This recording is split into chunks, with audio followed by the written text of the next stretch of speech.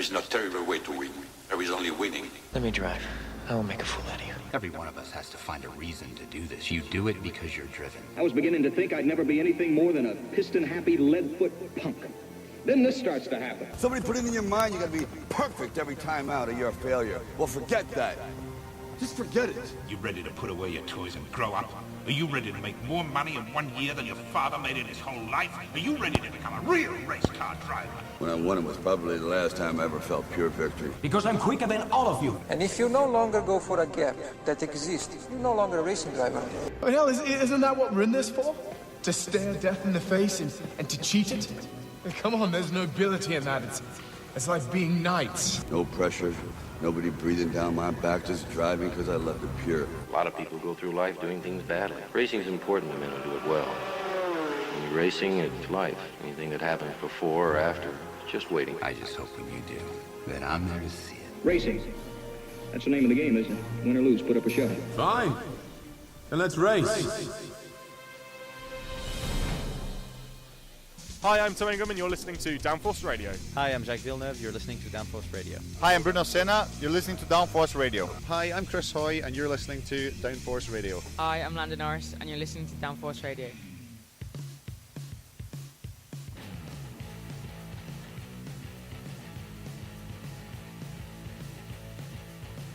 Hello everybody and welcome to the 2019 Champions of the Future IAME Euro Series first round at the Karting de Fagnes circuit at Mariembourg in Belgium. Jake Sanson here, overlooking the start-finish line here at this glorious festive season. It is a wonderful moment for the start of the new motor racing campaign in the IAME Euro Series. We are going to have an absolutely fantastic day. It's a cool and cold morning here, but the sky is very blue and clear. It's almost looking like a summer's day out there, although out on the circuit itself, it's definitely not feeling like one. It's very chill, very cold indeed, and obviously that is prime condition for the tyres. So we're going to have some really exciting battles in these last 11 races of the first round of the championship. 5 degrees Celsius air temperature, so the track conditions are not going to be much higher than that, maybe 6 or 7 degrees at most. I mean, that means that despite the fact that it's sunny, bright and clear,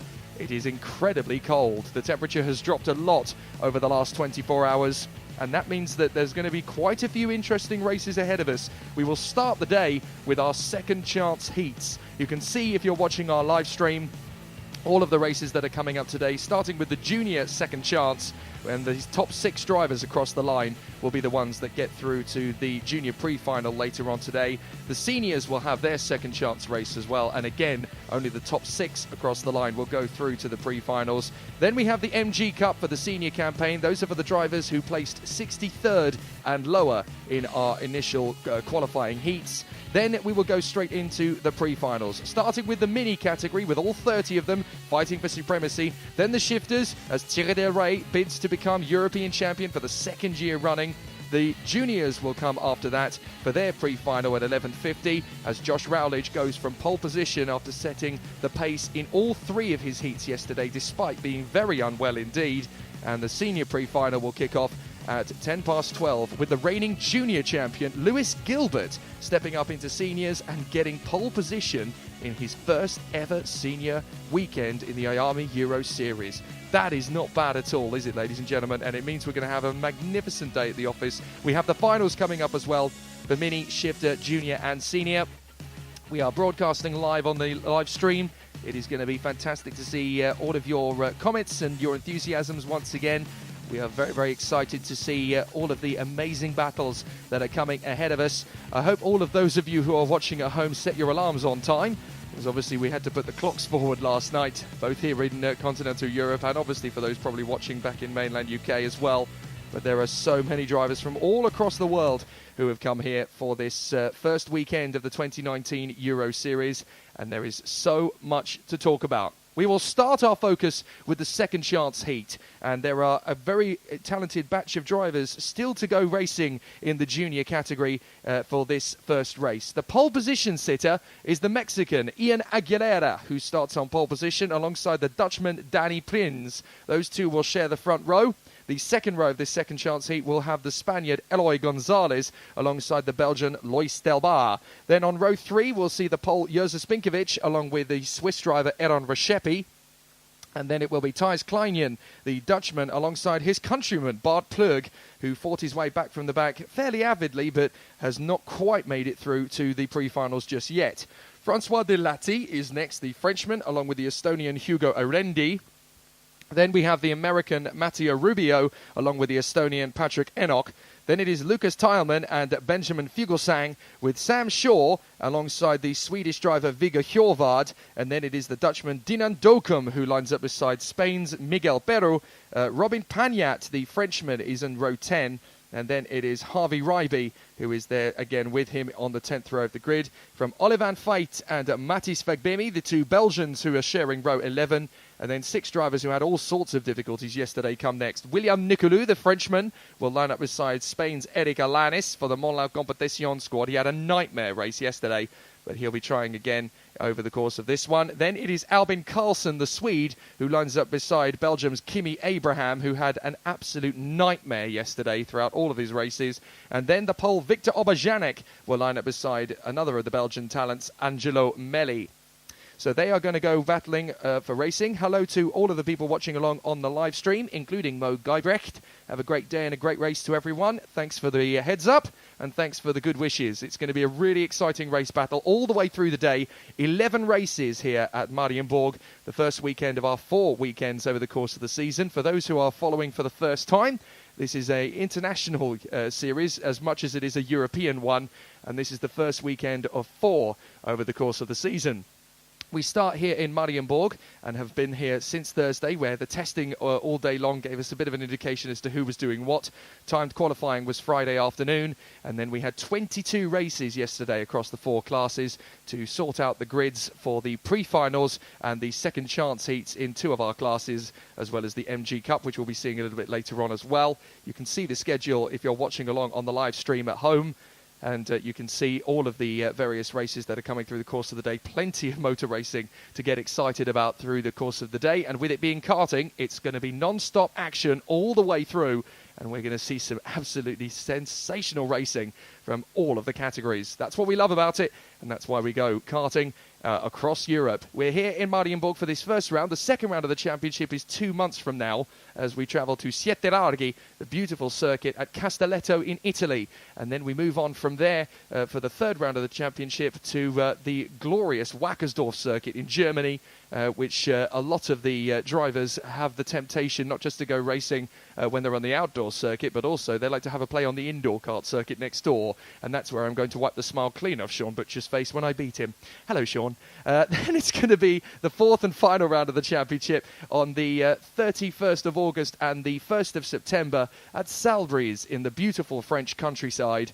It is a wonderful season, a fantastic action-packed battle, and it is the main international European series for IAME. For most of these drivers, it's the precursor to the international final at Le Mans at the end of the season, but this is where champions are made. The champions of the future are right here in this particular category, with the X30 Minis for the drivers aged 8 to 12, the juniors who are aged 11 to 14, the X30 seniors who are 14 and above, and the shifters who are 15 and above. It is a really exciting battle with all of the drivers bidding to become the stars of Europe, and many of the top racing drivers in the world have come through this particular category.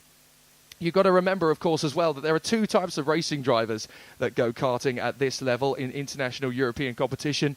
2 types of racing driver. The first are those who are hoping to springboard using the karting platform to move up the ladder in the same way as the likes of Lewis Hamilton, Jenson Button, David Coulthard, Dario Franchitti, and all these international racing drivers like Sebastian Vettel, Kimi Räikkönen, Michael Schumacher, Nico Rosberg, who have all come through the world of karting in Europe to go on to become world champions in Formula One.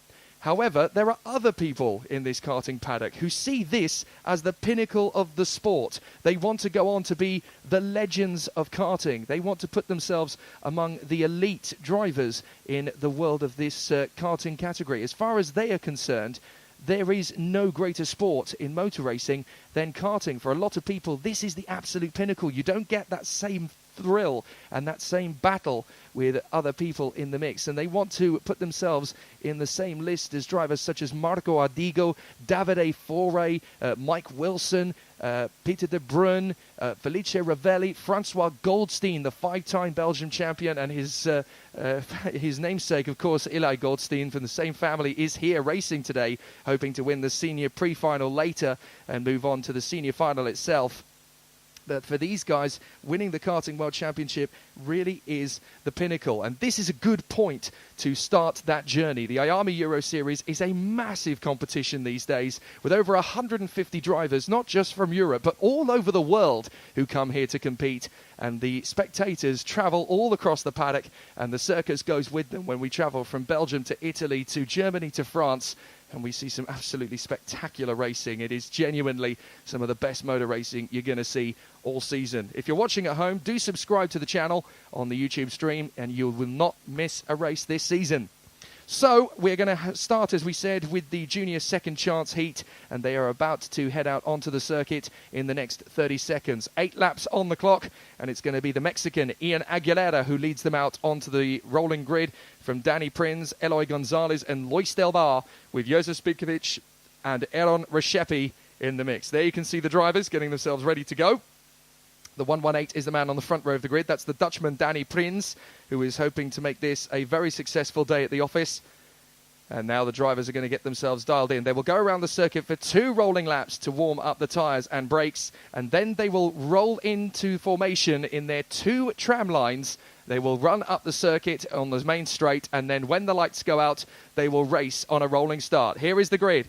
Ian Aguilera and Danny Prins from Eloy Gonzalez and Luis Del Bar. Josef Spinkovic and Aaron Reshepi from Thijs Kleinion and Bart Plurg. Francois Delatti and Hugo Arendi from Matteo Rubio and Patrick Enoch. Then Lucas Teilman and Benjamin Fugelsang from Sam Shaw and Viggo Hjorvard. Dinan Dokum and Miguel Perro. Robin Pagnat and Harvey Ryby. Then Olivan Veit and Matthijs Fagbemi. William Nicolou and Eric Alanis. Albin Carlson, Kimi Abraham, Victor Obajanek and Angelo Melli.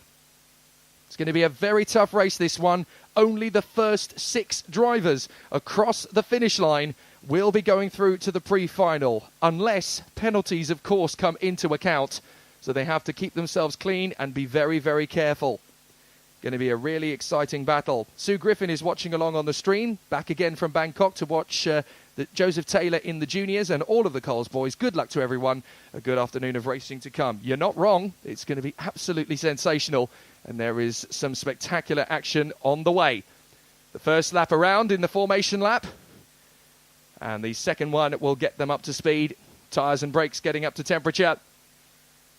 And we have some absolutely sensational racing ahead of us. There's a lot of drivers in this particular field who have not had a lot of luck and will want to try and fight their way through. Thijs Kleinion and Bart Plurg, the 2 Dutchmen who are on the 4th row of the grid, have had an absolutely terrible time of it when they've shown pure speed and ability to charge their way through to the front.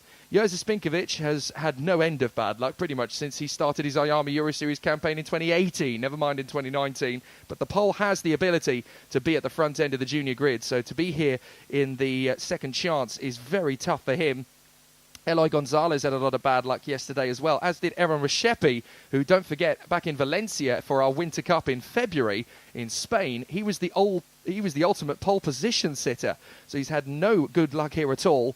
And then you've got the likes of Francois Delatti, Matteo Rubio, Patrick Enoch, Ben Fugelsang, Sam Shaw, who got pitched off into the barriers at turn 1 in one of the heats, and Miguel Perro, who had no joy at all in Friday and Saturday's racing. So let's see if he can charge through to the top 6. Aguilera, Prins, Gonzalez, Del Bar, Spinkovic, Reshepi, Kleinion and Plurg, and it's a cracking start. Away we go to the first corner. They charge through to turn 1, and Aguilera holds on to the lead, no problem at all, as the field storms through that first corner into second position. There's already a little bit of a change as Danny Prins is going to have to try and shake off Eloy Gonzalez and Aaron Reshepi, who's made a sensational getaway and is now through up into 4th position. A good run from the Swiss. He's in P4 behind Eloy Gonzalez, and the field streaks through. There's only one incident. It looks like one of the FA racing carts has gone off into the barriers at turn 2. I think that's Miguel Perro. I think he's had yet more bad luck, and I think he's winded there as well. We're going to have a look up at turn 2. But unfortunately, Miguel Perro, yes, there he is. He seems to have damaged his shin there. But unfortunately, Miguel Perro is out of this race and therefore out of the weekend. Now, it is a real shame. Now, I have a feeling it looks as though the medical team are running over. We may well put this race under Battenbergs, essentially, or under full course yellows as we do in Europe. But Ian Aguilera leads the way for the moment, at least. So Aguilera in front from Danny Prins, Eloy Gonzalez, Eran Reshepi and Bart Plug from Jerzy Spinkovic, Lois Delbar and Thijs Kleinion from Arendi, Rubio, Francois Delati and Dinan Dokum. So the team have gone over to make sure that essentially Miguel Berra is okay. He seems to have knocked his shin a little bit, just in some discomfort, but otherwise I think he's going to be relatively okay. But Aguilera leads the way from Danny Prins, and the 6 that are going to go through are those 2, followed by Gonzalez, Reshepi, Plug and Spinkovic. Despite the fact that there's a long way to go, it looks pretty good for that. Oh, and there's a spin in the middle of the pack, further back in the S's. We've had somebody go around on one of the Kart Republic chassis. Now, I think that is going to be Lucas Teilman. I'll double check that. In fact, no, it's Ben Fuglsang. Ben Fuglsang, the Norwegian, has gone around and had a spin. He's rejoined, but he's down at the back of the field. So the field continues on its way. Yellow flags are still waving up at turn 2. As up the inside, that was a bold lunge there from the 112 of Lois Delbar trying to get through on Thijs Kleinion.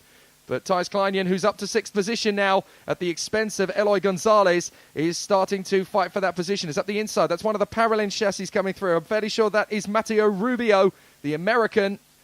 So Matteo Rubio going through there. And Danny Prins is closing up on Ian Aguilera, the Mexican. And that's a move for 3rd position behind. That's Bart Plug. Bart Plug has made the move on Eran Reshepi. So Bart Plug through into 3rd position. A good run there for him. So Bart Plug is now into P3, and that secures an opportunity for him to be in the pre-final later. The first 6 past the post are the ones who are going to get through. But Danny Prins seizes an opportunity to come out of the final turn on good terms with Ian Aguilera, and he may go for the lead here. Here he goes, up on the inside, and he's going to take first position through the first corner. Aguilera is going to try and go for the switchback up towards turn 2 to retake the lead, but Danny Prins moves the cover on the inside line. So it is Danny Prins who leads the way now in front of Ian Aguilera. So Ian Aguilera now in 2nd position behind Danny Prins, but it is Bart Plug in 3rd position closing in on them from Eran Reshepi, Jerzy Spinkovic and Thijs Kleinion. Fastest lap of the race from Kimi Abraham, who has fought his way back to 18th place now, but it's still quite a long way to come through. Several drivers in difficulties as they try and make up progress through the field. And I can tell you that there's not going to be full course yellows around the circuit because they've seen to Miguel Berra and he is okay. So that is good news. And they've managed to clear the circuit of the debris of his kart, so the racing can continue under green flag conditions. On to the main straight. Ian Aguilera's dialing in for Danny Prins, and they've got to be careful because Bart Plug is closing up in the Experience chassis. Bart Plug is right there. He has an opportunity now as the battle for 4th place kicks off between Reshepi and Spinkovic. Reshepi's going to get back on the inside of the pole and takes 4th position. So a good run there from Reshepi. Meanwhile, Bart Plug is all over the back of Ian Aguilera, who is hustling Danny Prins. Here comes Spinkovic for a bid to come past Reshepi. Reshepi signals to the pole, don't overtake me, let's work together and work our way further forward. So the racing continues then at the sharp end. They will continue to work their magic as they come through up at the top end. Danny Prins in front of Ian Aguilera, as we know. But Bart Plug is still right there in 3rd position, bidding to try and get by. And Aguilera does not want to sit in 2nd position for too long. It'll be enough to get through. Only the first 6 past the post will make it to the pre-final. And there's a yellow flag. We've had 2 karts come off the circuit up at turn 7. That is one of the Fernando Alonso karts. I think it's Eloy Gonzalez who's come off the road, and Robin Pagnat has gone with him. So Eloy Gonzalez and Robin Pagnat have come together on that lap, and it's both of their weekends at an end, unfortunately. They've got going again, but they are down at the back of the field, and that is a disaster from their point of view. So out in front, it is still Danny Prins from Ian Aguilera and Bart Plug. No change, but we've got 2.5 laps to go of this race now. And Ian Aguilera is trying to push Danny Prins a little further away from Bart Plug. He doesn't want to have the Dutchman overtake him and then run the risk of falling into the clutches of the drivers behind. Spinkovic has finally got through into 4th place in front of Reshepi, and the last man in so far is Thijs Kleinion. But the American Matteo Rubio has charged up to 7th place. Can he make it through into the final 6? The sole American in the field, Mateo Rubio, wants to keep the Star-Spangled Banner in this competition, and they come over the line. 2 laps to go. Oh, a little bit of a nudge there from Aguilera as he runs into the back of Danny Prince, just on the roll. But he's got to be careful. He doesn't want to get the front fairing to get loose. If he does, then that will be a 5-second penalty. Thijs Kleinian has now got past Aaron Rexhepi. The Dutchman is now through into 5th place. Rexhepi has got the American, Mateo Rubio, in number 78, right there behind him. So he's 1 place away from making these finals as Kimi Abraham sets another fastest lap on home soil, but he's too far down the order. He's in 10th place. A lap and a half to go in this pre-final. It's the last chance, in the second chance heat even. It's the last chance to make it into the pre-final. But Danny Prinz working hard for Aguilera and Bart Plurg on his tail. Spinkovic is 4th. Then it is Thijs Kleinian. The top 5 have got away a little from Aaron Rexhepi, but Mateo Rubio is still putting him under some pressure with 1 lap to go. It's now or never. The first 6 home stay in. The rest of them go home empty-handed. Last lap. Danny Prinz holds that inside line to cover off Aguilera. Bart Plurg is going to roll off the tyre and he's going to come through to get onto the pace on the inside. Mateo Rubio has a look at Aaron Rexhepi. Rexhepi goes out wide and Rubio's through to P6. Good move from Mateo Rubio. That's going to be enough to get him into the finals if he can stay where he is. But now it is still going to be Danny Prinz in front of Ian Aguilera and Bart Plurg. But Ian Aguilera wants to edge Danny Prinz slightly further away if he can. He just wants to edge things a little bit further away. But he's going to have quite a tough battle on his hands. Through the hairpin and through the next one as well. The last few corners, I think Danny Prinz is going to hold on to this one. Aguilera and Plurg don't want to risk anything. Mateo Rubio has got himself into a perfect position at the right time. And Danny Prinz comes out of the final turn. Ian Aguilera is going to try and beat him to the line. And he's done it! Aguilera's done it over the line. Unbelievable! He comes out of the final corner, sweeps by to the left side. And Aguilera snatches the second chance heat by millimetres. 0.024 from the Mexican. Ian Aguilera is the winner of an amazing run to the finish line. Well, it's never over till it's over at Mariembourg. Absolutely amazing how he stole that race on the line. Ian Aguilera from Danny Prinz and Bart Plurg, Jacek Spinkovic, Thijs Kleinian and Mateo Rubio of America will go through. Wow. Aguilera steals it on the line from Danny Prinz. Bart Plurg is 3rd from Jacek Spinkovic. Thijs Kleinian and Mateo Rubio. Barring any penalties, those 6 will remain. It's game over, sadly, for Rexhepi, Delbar, Abraham, Dockham, Arendi and Sam Shaw. Then Francois Delatti and Albin Carlson, Eric Alanis and Matthijs Fagbemi, Lucas Talman and Miguel Holbard, Patrick Enoch and Harvey Ryby, Oliver Feiten, Ben Fugelsang, Angelo Melli and Victor Obajanek. Then it is Robin Panyat and Eloy Gonzalez who had that collision earlier on. William Nicolou failed to start and Miguel Perro failed to complete the first lap. So those 2 are out of the weekend as well. Well, this is a very dramatic start to the day. We never thought it was going to be quite as thrilling as that one. But an absolutely amazing start to the day. And so now we go from the junior second chance heat into the second chance heat for the seniors. And there's a lot more drivers in this one. 34, the full capacity grid. And that will make things particularly tough. The MG Cup for seniors will come after this one for the drivers that were not quite successful enough to get into the second chance. There are 79 competitors in the seniors this weekend. So for a lot of them, this is their final opportunity to get into the race. Starting from pole position is a man who's got every opportunity to win the pre-final. And that is the Spaniard Juan Carlos Hernandez, who's been very strong over the course of the early part of the season. Nicolas Pico of France will line up alongside one of the Strawberry Racing drivers who's been incredibly and exceptionally unlucky today. Over the course of the last 2 days, actually. Didn't have a great qualifying lap thanks to the traffic and had difficulty over the course of things as well. So a really tricky situation as they continue to battle away. It'll be Nick Smith who lines up on the second row of the grid from Rimo Kadapik on the second row of the grid as well, the Estonian. And it's shocking that Rimo Kadapik is there because in the qualifying session on Friday, Rimo Kadapik got the pole position overall. So the fact that he's there on the second chance heat on the second row shows you how terrible a day Remo Kadapik had yesterday. He just had no luck at all after getting pole position on Friday. Then on the third row we have Manel Galofre, who is lining up alongside Patrick Degenbeck, the Spaniard and the German. And then we have Romain Leroux of France alongside Japanese star Douglas Bolger, who lines up on the outside of the fourth row.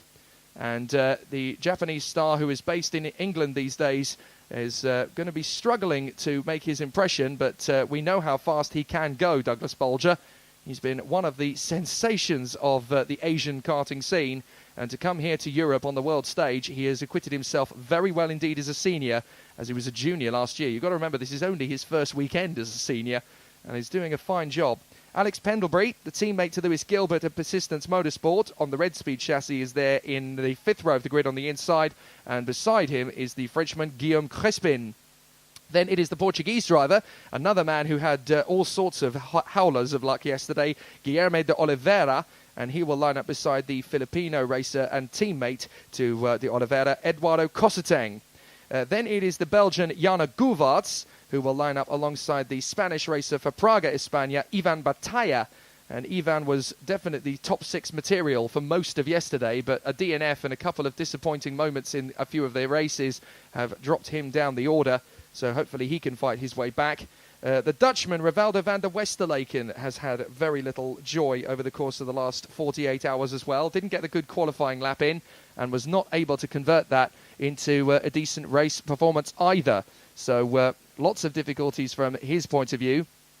Then we had a bit of a tricky one for Siim Liedmaar, the Estonian. Now, Siim Liedmaar was hoping to be up there with his teammate Remo Kadapik from qualifying, and it never really worked out in his favour. So difficult starts to things for Siim Liedmaar, and hopefully there's a brighter future for him for the rest of this one. Then there is the Swedish driver, Robin Knudsen, who is one of the many drivers as part of the KR fold. Then Liam Hezemans, the Dutchman, finds himself there in the ninth row of the grid alongside him. Liam Hezemans, of course, is the son of Mike, who is the famous GT racer.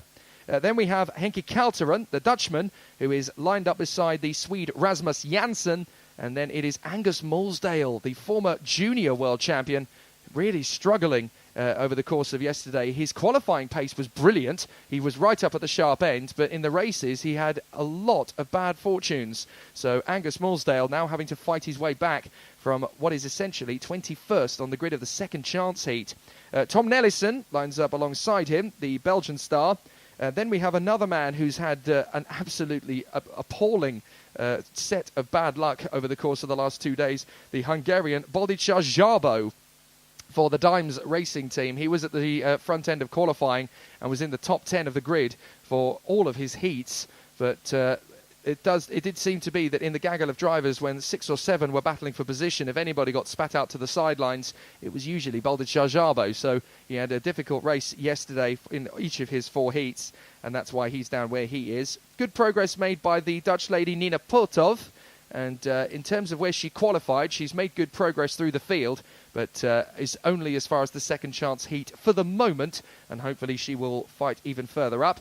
Then it is the Zanardi chassis of Dan Steenman, the Dutchman, and he lines up beside the Singaporean racer for Mick Barrett Racing, Alexander Wang, who is obviously in the same stable that created the talents of Alexander Albon and Lando Norris. Good luck today in Bahrain, chaps. Then it is Laurent Reynards, who will line up on the 14th row of the grid alongside the Spaniard Gerard Tinoco. And then it is the Swedish driver Casper Jansson, who will share the 15th row of the grid with a man I'm rather hoping isn't going to want to join me in the commentary box a little later, Rufus Hunt. But he does tend to, when his weekend hasn't gone according to plan, he does tend to wander up and join me in the commentary box. Hopefully he'll be staying in the event, though. Then it is Kevin Stahauer, who lines up beside the Jordanian Manaf Hijawi. He's had absolute shocker, considering that yesterday he was fighting for the top 10 in most of his heats. but he had a couple of very unfortunate incidents, which has dropped him right the way to the tail end, and now he's got to fight his way back. And then there are two Brits on the back row of the second chance heat, both of whom have the ability to get into the top 10 overall, never mind in this race, and that is William Orton and Jack Deacon, two very talented Brits. Will Orton, a former FIA Karting Academy selectee for Great Britain in the 2018 season, and Jack Deacon, who's just been making massive strides of progress since he came into the IAME Euro Series. It's been a really positive showing from him, and considering that, you know, it's not easy to come into this field when it's the world's best drivers and to put on a good show first time out, but he's put off some very good overtaking moves in the midfield. He's shown great character, strength of speed, and a good rate of development. By the mid-season, that guy is going to be getting podiums, you mark my words. So we will see these 34 drivers battling away for position as they clatter into the first corner. Hopefully that's not the right choice of words, but when you've got 34 of them all bidding for the same bit of racetrack, it can be quite scary as they run through to the first corner, especially when you consider that here at the Karting de Fagnes circuit at Mariembourg, you've only got 11 laps in the second chance heat to make your way through the field to get into that top 6. And on the rolling start, you've got 20 metres from the start-finish line to get into position. There's not a lot of road at all to play with in that first corner, and I'm guessing that is basically the reason why we saw in the second chance heat for the juniors just a moment ago Miguel Perro ending up in the barriers, because there were so many karts going into the same bit of racetrack, and really there isn't going to be a lot of space to negotiate.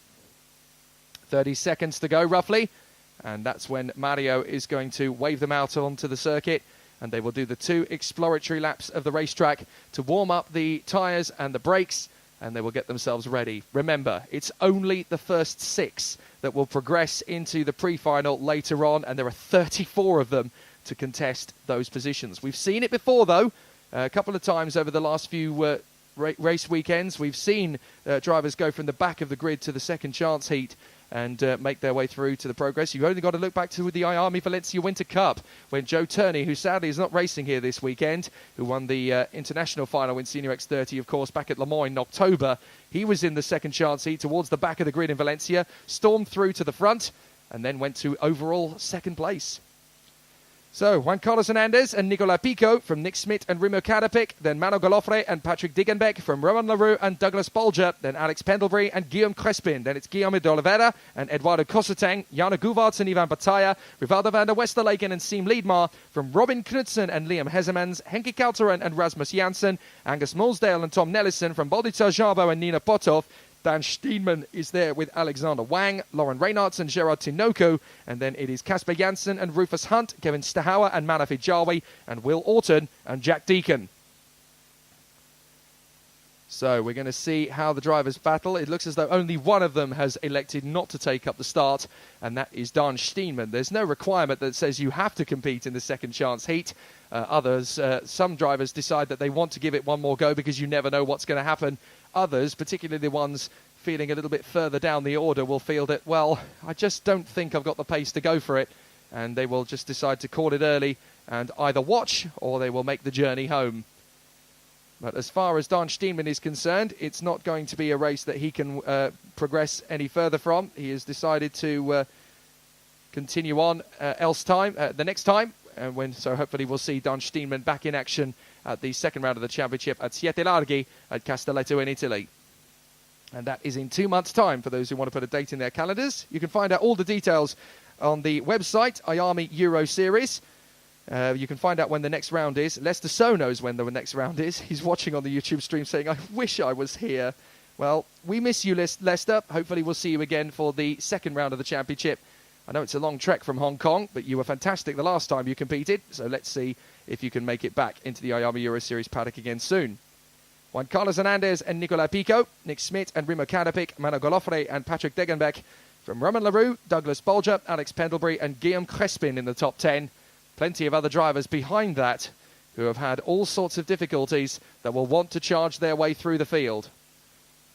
They come out of that final hairpin knowing that in 11 laps' time, only the first 6 drivers that cross the finish line will be the ones that progress further this weekend. It's not going to be easy at all. This is an uphill struggle from here on in. And the drivers know what's at stake. Red lights are on. They go into the corridors. The engine revs rise. And it's a textbook start. Away we go. Brilliant getaway from Hernandez. Nick Schmidt's going to follow into the second corner in second position. Although he is going to have a look at Hernandez straight away from round the outside. Comes Nicolas Pico. Pico drives right round the outside. Puts a wheel on the grass but holds his nerve and makes him back into second position behind Hernandez. Good driving from Nicolas Pico. He nearly lost out ground there, but he's got himself back into second place. Good job from Nicolas Pico. The field swarms its way through turn 5. No major dramas and catastrophes. Looks like Angus Mulsdale's lost a few places on the start, so he's going to have to try and make his way back through. And also a bit of a difficulty further back in the pack as Manaf Hijawi has fallen away to the back of the field. A bit of difficulty there.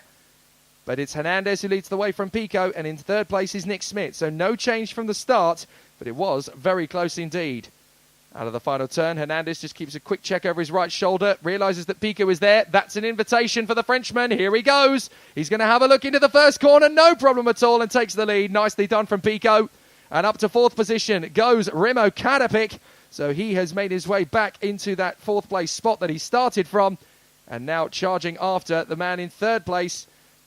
Bit of a battle and tussle up the inside. Romain Leroux tags with Manuel Galofre, and they almost go off the circuit together. But they managed to get away with that one.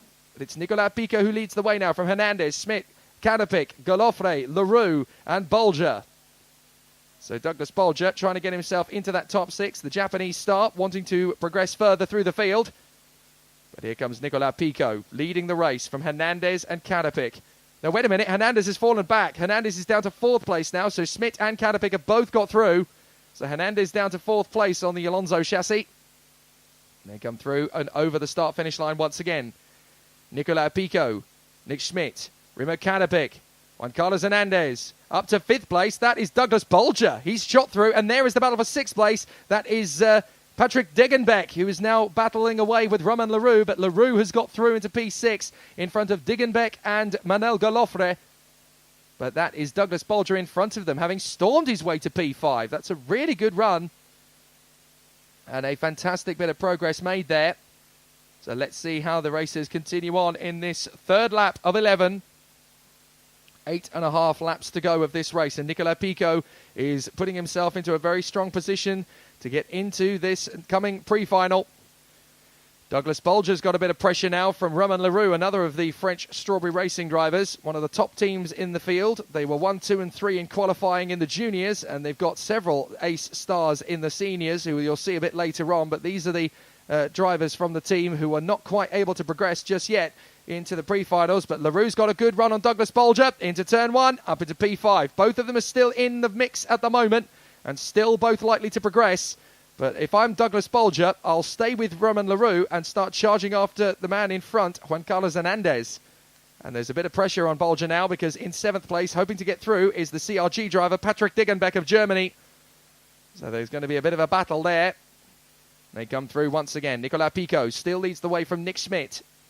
Nick Schmidt running good in 2nd place. There's Bolger still trying to shake off Patrick Degenbeck. Behind him is the Spaniard Manuel Galofre. Then it's Eduardo Cosseteng and Jana Guvarts. Then Guillaume Crespin from De Oliveira, Pendlebury, Bataya, Janssen, Van der Westerleken, Nilsson, Liedmar, Huang, Hezemans, Kalteren, Knudsen and Potov. So Pico running very well at the moment as they come through over the line once again. Nick Schmidt there in 2nd position. 3rd place for Kadapik. A really good race battle as they continue to charge forward. But we'll see some absolutely sensational racing from these guys. Degenbeck now in front of Douglas Bolger, for the moment at least. He has got himself into that 6th place moment. But Bolger still in the hunt. And behind him, Manuel Galofre will want to go for his moment as well. The top 6 now well spaced. In fact, the top 8 are well spaced. As down in 9th position, Jana Guvarts has started to drop them. As up into the position goes Romain Leroux. He goes into 4th place in front of Juan Carlos Hernandez. So Hernandez in trouble from pole position in this race. He has now slipped down to 5th position. So Nicolas Pico leads the way from Nicky Schmidt and Remo Kadapik. Remo Kadapik will be absolutely fuming if he doesn't make it through, because of course he is trying to keep his position at the sharp end of the field and has not been able to yesterday. He was pole position in the entire qualifying session. And he's a former driver who's been selected for his country at the FIA Karting Academy trophy. Represented Estonia a couple of seasons ago, Rimo Kadapik, and still wears his overalls with pride. But down the short stretch into the flying left-hander. Pico, Schmidt, Kadapik, Leroux, Hernandez and Degenbeck is the order at the moment. But Douglas Bolger has lost out to Manel Golofre, so it looks like the Spaniard may get a crack at Degenbeck this time. There he is, the 433, in the purple cosmic colours, the KR Sport team. Running very well there, Manel Golofre, as he tries to get himself back into contention. Only the top 6 progress. And there's a yellow flag. We've had somebody off the circuit, and that's between turns 7 and 8. So we've had a bit of an incident there. Who's that's gone off down the order? It looks like Liam Hezemans, unfortunately. So Liam Hezemans in trouble and has finally got going again, but unfortunately that has dropped the Dutchman to the back of the field. And now an opportunity cracking in for Kadapik as he goes into second place. Kadapik has gone through past Nicky Schmidt into P2. So Kadapik now trying to make the progress to close up on Nicolas Pico. So Nicolas Pico is in the lead of the race from Kadapik in second. And then Nicky Schmidt is in third place from Leroux, Hernandez and Degenbeck. Golofre, Bolger, Guvarts and Crespin are the next ones in from Alex Pendlebury. But what a challenge this is turning out to be. A really exciting race battle and some absolutely stellar performances from the drivers as they continue to make the progress. So they come out of the final turn once again. Pico still running well. Kadapik in second place from Schmidt. Schmidt is trying to have a comeback at him, and Juan Carlos Hernandez is under some pressure now from Degenbeck. There's a good challenge here as here comes the 410 of Nicky Schmidt to try and hold off Roman Leroux. Leroux was third over the line. Schmidt got him back again. Now Leroux's going to try and get up the inside again into the next corner, and Leroux is through. So Roman Leroux gets up into third position. There he is. He's made the jump on Schmidt. And he has set the fastest lap in the process. No wonder. Up to third place. 56.079 for the fastest lap of this heat. And it's a brilliant opportunity now for Roman Leroux to close up on his teammate Nicolas Pico in the lead of the race. But between them is the original pole position man, Rimo Kadapik, who got the fastest time in qualifying on Friday. Now, Hernandez is in some dire straits. There's Degenbeck. And he's going to be pushing him very closely indeed in these final couple of laps. They come off the right-hander through the flick. Just kissing the curb as they go through. You just whisper it as you go over that rumble strip. And then you come back down the main straight. Warning flag for Roman Leroux. Now, that's an important one because as far as I can remember, it was said in the briefing room on Friday, a black and white warning flag carries with it a 5-second penalty. If I remember rightly, then that is going to be a problem for Leroux. As on the inside goes Degenbeck from Hernandez. So Degenbeck takes the position away from Hernandez, and that's a black and white flag shown to Leroux. So it's confirmed, it's official. Now, if it is the case that a black and white flag does indeed come with a 5-second penalty, then he is going to lose 5 seconds from his race time, and that will mean that everybody behind him within 5 seconds will move up a place. For Leroux, that could be his opportunity gone as Degenbeck makes the move on Hernandez to move into 5th position. Hernandez is now on the bubble. And he's going to try and make his move back on the inside of Degenbeck. Just one corner later, that opens the door, and here comes Manel Golofre. But the Spaniard is not going to be able to get the move. Meanwhile, Leroux goes for the inside of Kadapik and nearly slides into the side of him. Manages to back out of the move in time and then slides back up the inside. Meanwhile, we've got Hernandez battling away with Golofre and Degenbeck. Golofre determined to get up the inside of Patrick Degenbeck and gets through. Golofre into P6. And now Bolger is going to have a go at Degenbeck as well. He's up the inside. This is a good run from Bolger. He needs to get stuck in, and he does. Good work from the Japanese driver. He is through. Some good racing in the mid-pack. Lots of jostling. We've had a retirement, though. Unfortunately, it's Will Orton. Will Orton has pulled off the circuit, having retired from the race. So too has Tom Nellison. There is Will Orton. That's a real shame. So, unfortunately, not having as fun as he had in the FIA Karting Academy trophy last year. But Will Orton will be back in time for the second round of the championship at Castelletto. So Nicolas Pico down the straight into his final lap. Roman Leroux, his teammate, now in second place on the road. But will it stay that way at the end of it? We'll have to figure out what happens with penalties applied, if there are any. But Pico leads, Leroux second, Karapik is third, fourth is Nicky Schmidt, and this is the battle for the final positions. Galofre in front of Hernandez, fifth and sixth, and then Douglas Bolger. Now, if Hernandez and Galofre, the two Spaniards, have a bit of an issue, and Douglas Bolger is close enough, he might be able to jump them both in these last few corners. It's going to be tight, and it's going to be very close indeed, but Dougie Bolger is doing his best to close up. So Galofre versus Hernandez. Here comes Bolger. He's determined. He knows he's running out of time. The final few corners. He's got to hope that he might get a good slingshot out of the final corner and get a run on Hernandez. But up in front, it's going to be the Strawberry Racing pair of Nicolas Pico and Romain Leroux, who go first and second over the line. Karapik in third place. Fourth is Nicky Schmidt. Fifth is Galofre. Sixth is Hernandez. And seventh is Bolger. So provisionally, it's those six that go through. Pico, Leroux, Karapik, Schmidt, Galofre and Hernandez. But that is provisional, of course. We will wait for the official confirmation when we get to the pre-final grid. But a good battle there, and the Strawberry Racing Frenchmen, Pico and Leroux, managed to get themselves up into first and second place. They wouldn't have expected any less than that, but they have done a good job to get there nevertheless. So it is a 1-2 for Strawberry Racing again, this time in seniors, this time in the second chance heat, and it's a French 1-2. Nicolas Pico and Romain Leroux from Grimo Karapik in third, Nick Schmidt, Manuel Galofre and Juan Carlos Hernandez. Then it's Dougie Bolger from Patrick Degenbeck, Jana Guvarts and Alex Pendlebury, Guillermo de Oliveira and Eduardo Cosseteng. Then it's Siem Liedmar from Rasmus Janssen and Guillaume Crespin.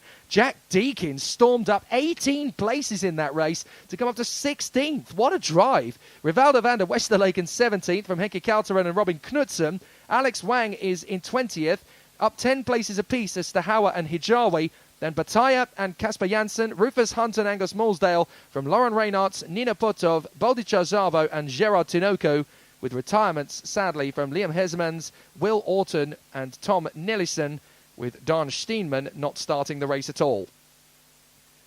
Well, there is one final race before we get to the pre-finals, and that is the MG Cup for seniors.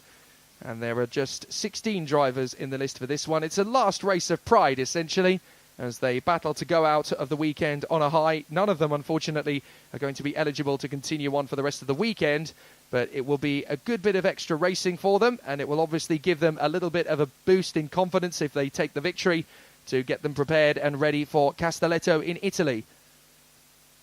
So we're not too far away now from the pre-finals. You can see on the live stream schedule in front of you if you're watching on the live stream. The mini pre-final will be at 11:10 local time. The shifter pre-final at 11:30, and then junior pre-final 11:50, and senior pre-final 20 minutes after that at 12:10. Then we have our lunch break, and we come back to the action around about 1:15 as we go for the build-up for the finals, starting with the mini, then the shifter, then the junior, and then the senior. So plenty of great racing over the course of the day. Hope you're all enjoying it so far. It looks as though quite a few of you are, nearly 200 watching along. In fact, there's going to be quite a few yesterday. I want to thank everybody who did watch yesterday. We had over 4,500 people watching at various points through the day yesterday. That just shows you how incredible European karting really is. And we do love the action here. It is one of the best and most energetic and intensive forms of motorsport. And it's what we come here for the action, for the drama, for the intrigue, and for the exceptional racing. You don't get it here quite like anywhere else in the world. It is a wonderful spectacle, and a lot of people have been celebrating the good achievements and the great performances of their drivers, saying things like, great to see that they are amongst the best in the world and still able to do so well. It's very true. They have travelled all over the world, from the Americas, from Asia, from the continent here in Europe, all over the place. Lots of Belgian racers, of course, here on home soil. But then you have them having travelled all the way from Scandinavia, across from France, Italy, Spain, Portugal, Germany, the Netherlands, Great Britain, and even further afield into Estonia. We have a couple of drivers here from the Middle East, and then, of course, even from the Pacific. We've got Sean Butcher of Australia and Zika Hopkins-Collis, his countryman as well, in the minis a little bit later on. It truly is an international competition, this one. It's not just a European series, because everybody who is anybody in the world of IAME racing wants to be in this European Series paddock. So we've got 16 drivers to talk about in the MG Cup, and those drivers will go for one final battle before they set themselves up for preparation for Castelletto. And there are some big names in this race who had all sorts of mechanical difficulties, dire straits and difficulties over the course of yesterday. So let's talk you through who we're going to be watching in this MG Cup race. On pole position is Kobe Powells for the CV Performance Group, who had just about the worst weekend it is possible for the Belgian to have had. In the very first race, he broke down before he even got to the start-finish line. The car just stopped on the way out of the final corner, and a very dramatic end to his race, much to the shock and despair of many of the fans here on the grandstands who were rooting for Kobe Powells to do well. He now takes up residence on pole position for the MG Cup. Alongside him on the grid is the Frenchman Enzo Juliet, who was the winner in the junior category here last year in the final. So he's had a very difficult transition to seniors. Then it is Eric Müller, the German, who will line up beside Jort Kuhn, the Dutchman. And then it is the two Brits, Harry Barlow and Alicia Barrett, who had a very difficult time at the office yesterday, the pair of them. But they will want to come through and at least pick up a victory in the MG Cup to return back to Blighty. Then it is Thomas Tavitian, the first of the Belgian brothers, and Luka Medunitsa, the Estonian, who had an amazing time at Valencia, but has not really been able to get up to speed the way he wanted to, either in qualifying or in the heats during the weekend here at Mariembourg. Then it is Masatora Wada, another of the British-based Japanese drivers, and he lines up alongside Rivki Rakamulia of the Netherlands. Then it is the Swede, Oliver Fürstenhoff, and he manages to line up alongside the Spaniard, Paul Javier Lopez. Linus Janssen, a heartbreaking sight many a time over the course of yesterday, as he spent a couple of races sat on the sidelines at the marshal's post wondering what on earth he had to do to change his luck. He is on the 7th row of the grid alongside his countryman on the Lenzo chassis, Sandro Ritz, and taking up residency on the back of the grid it is Mathieu Herbe, the Swiss driver, along with the Belgian Roman Tavitian. So the drivers are going to get themselves ready to go. 11 laps on the board once again, and they will race around the circuit. Why 11 laps, you ask? Well, it's because it's about 15 kilometres of racing, and that's what the seniors get in the heats. This circuit is 1,366 metres in length, and 11 laps of the course is worth 15 kilometres of racing, just a whisker over, in fact. For those who are wanting to be precise statisticians, it's 15.026 kilometres of racing. But 11 laps of this course is very tough indeed. It's a race circuit of two halves here at Mariembourg. The first half being full of very fast straights and long sweeping right and left-handers that give plenty of power and speed and agility. And you feel a lot of G-forces in the kart as you go through. The second half of the circuit is tight, twisty and technical, and it's a set-up nightmare. So Kobe Powells and Enzo Juliet on the front of the grid from Eric Müller and Jort Kuhn, Harry Barlow and Alicia Barrett, Thomas Tavitian and Luka Medunitsa, Masatora Wada and Rivki Rakamulia, Oliver Fürstenhoff and Paul Xavier Lopez, Linus Janssen, Sandro Ritz, Mathieu Herbe and Roman Tavitian. So there's 16 drivers in the list. I can tell you that 3 of them have elected not to start the race, and they are the Swede Oliver Fürstenhoff. He's not going to start the race, and neither will the 2 Germans at the back end of the grid, Linus Janssen and Sandro Ritz. So there's only going to be 13 of them taking part in this race. Unfortunately, they cannot progress further in the weekend. It's just one final race of the weekend, essentially, to give them one more thing to build on in readiness for Castelletto. So there's no Fürstenhoff, no Janssen, and no Sandro Ritz. So they will now be continuing to battle for one final time. For Kobe Powells, he would like to win on home soil, and the Belgians here would all like him to at least get one victory over the course of the weekend after the highly rated superstar who was the vice-champion of last year's FIA Karting Academy trophy will be wanting to end his weekend on a high note after the difficulties of yesterday. Enzo Juliet would quite like that victory as well. At least then he could say he's won on the Sunday at Mariembourg in 2 consecutive years, one in Junior X30 and one in Senior X30. Of course, last year in Junior X30 he won overall. Here today he is only going to be the winner of the MG Cup in Seniors due to all sorts of problems yesterday. Eric Müller and Jort Kuhn will be there in the second row of the grid, and then the 2 Brits, Harry Barlow and Alicia Barrett. And then we'll see Thomas Tavitian, Luka Medunitsa, the Japanese driver Masatora Wada, Rivki Rakamulia, Paul Xavier Lopez, Mathieu Herbe and Roman Tavitian.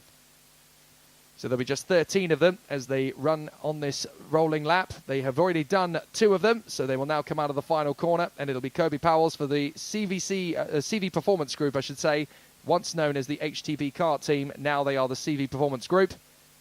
And we're going to see a really exciting race from them. Enzo Juliet alongside him on the front row. Then Müller, Kuhne, Barlow, Barrett, Tavitian, Medunitsa, Wada and Rakamolia. They're going to come down the tram lines, and it's going to be a clean start. Yes, it is, but a cracking start from the inside line. Kobe Powell's got a terrible getaway, and it was the outside line for a change that got a magnificent getaway. Enzo Juliet leads the race, and in second place, that is Jort Kuhn, the Dutchman. And then it is Alicia Barrett who has come through to third position. Jort Kuhn goes for the lead immediately. Enzo Juliet chops across to stop Alicia Barrett in her tracks. So Barrett is through to third position. That is Luka Medunitsa, who is in fourth place. And then it is one of the strawberry drivers. That's got to be Rivki Rakamulja, the Dutchman. So Jort Kuhn leads the way now. Second place, Enzo Juliet. Third is Alicia Barrett. Fourth is Luka Medunitsa. Then it is the fifth place man, Dutchman Rivki Rakamulja. Now, where is Kobe Powell's? I think he is slotted into seventh position, so he's a long way down. I'm not sure what happened to him there on the start. It's almost as if he just missed his moment to get on the throttle, and the lights went out, and the other side of the grid had moved. As long as you stay in the tram lines, as long as it's a clean start, it doesn't matter who gets there first, as Barrett goes for the move on the inside line, and Alicia Barrett goes into second place. So it's a move for Alicia Barrett, and she comes through as up the inside. That's a bold move from Rivki Rakamulja. Kobe Powers is trying to come through on the inside as well, but Harry Barlow does not want to play ball, and Rivki Rakamulja has got back through on Harry Barlow. Harry Barlow's trying to come back, and he's getting some support from Kobe Powers, and Harry Barlow makes the move. Nicely done as he comes through into position.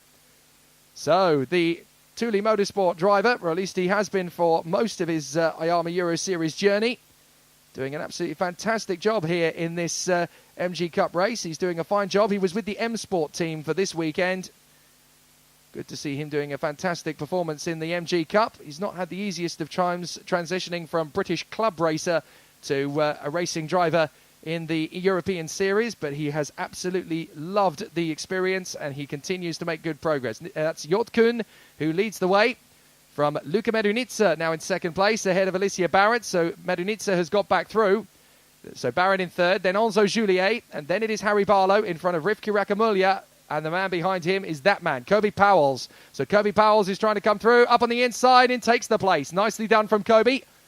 So Kobe Powells has come through into the position, and now he moves his way through as they go through the left-hander. He's now going to charge after Harry Barlow. Well, that just shows you how big a gap you can have when you start a big squabble. It really gives you quite a lot of work to do. Jort Kuhn has made an absolutely terrific getaway and has started to get an amazing gap to the Medunitsa Barrett Juliet train as they continue to battle away.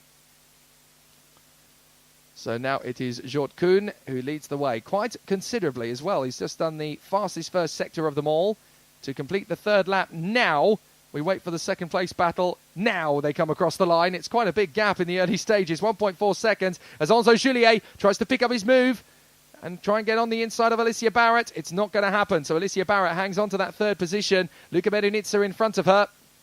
Harry Barlow fifth. Kobe Powell's in sixth place. Then it is... Kobe Powell's is not in sixth place by the look of it. Has he got a transponder issue or is he out of the race? Oh, Kobe Powell's has stopped out in the circuit again! Kobe Powell's, yet another failure for the CV Performance Group driver. Up at turn 2. I don't believe it. Kobe Powell's, one of the most highly rated racers in this field and certainly one of Belgium's top stars right now. Yet another mechanical failure. What a disastrous weekend for Kobe Powell's. He's desperately been trying to showcase what he can do to the world stage, and every time he tries, something goes wrong. Certainly this weekend, it's a complete write-off on home soil. Well, do not be too surprised if he starts going for pole position and top bids when he gets back into the action at Castelletto, because that boy is lightning when he's on a good run. But he's just had absolutely miserable luck. He has got the kart going again, but it's not going to be any comfort to him at all. Jort Kuhn, Luka Medunitsa, Alicia Barrett and Enzo Juliet. That's the top four at the moment. Then it's Barlow, Rakamulja, and then it is Thomas Tavitian in front of Eric Müller and Paul Javier Lopez. Yellow flags as Kobe Powell stops out on the circuit again. Well, he obviously thought he could keep the kart running. There are the yellow flags. He is trying to get the kart moving. He has got it going again. But I'm afraid he's only really going to be able to make it back to the pit lane. He won't really be able to make any more progress in this race. Such a disappointment for Kobe Powell. Back to the battle for second place, though. Medunitsa holding that inside line from Alicia Barrett. He's going very defensive and cuts across on Barrett, and Barrett's got a broken front wheel. Oh, well, Alicia Barrett very unhappy with that one. Nothing she can do. She's out of the race, and I'm afraid that was Luka Medunitsa defending the inside line and chopping right across on Alicia Barrett, not looking to see where she was. So a bit of a problem there as Alicia Barrett is out of the race. And Luka Medunitsa is going to continue on, but that would have probably given Luka a little bit of damage as well, because that was quite a hard hit as he chopped across there on Alicia Barrett. He just didn't see that she was there, essentially. Moved to take his line, and unfortunately, Alicia Barrett was already pulling alongside to have a look round the outside and chopped across. Now Enzo Julier's got a look to come through on Luka Medunitsa. But Alicia Barrett, unfortunately, out of the race at turn 1, and that's a real shame. She was doing a great job up to that point. Here comes Enzo Julier, trying to come around the outside of Luka Medunitsa. Now he's going to try and get the switch back. Now, the thing is, Enzo Julier will have seen that move from Luka Medunitsa and thought about it very hard indeed about what he wants to do, and that's brought Harry Barlow into the mix as well in 4th position.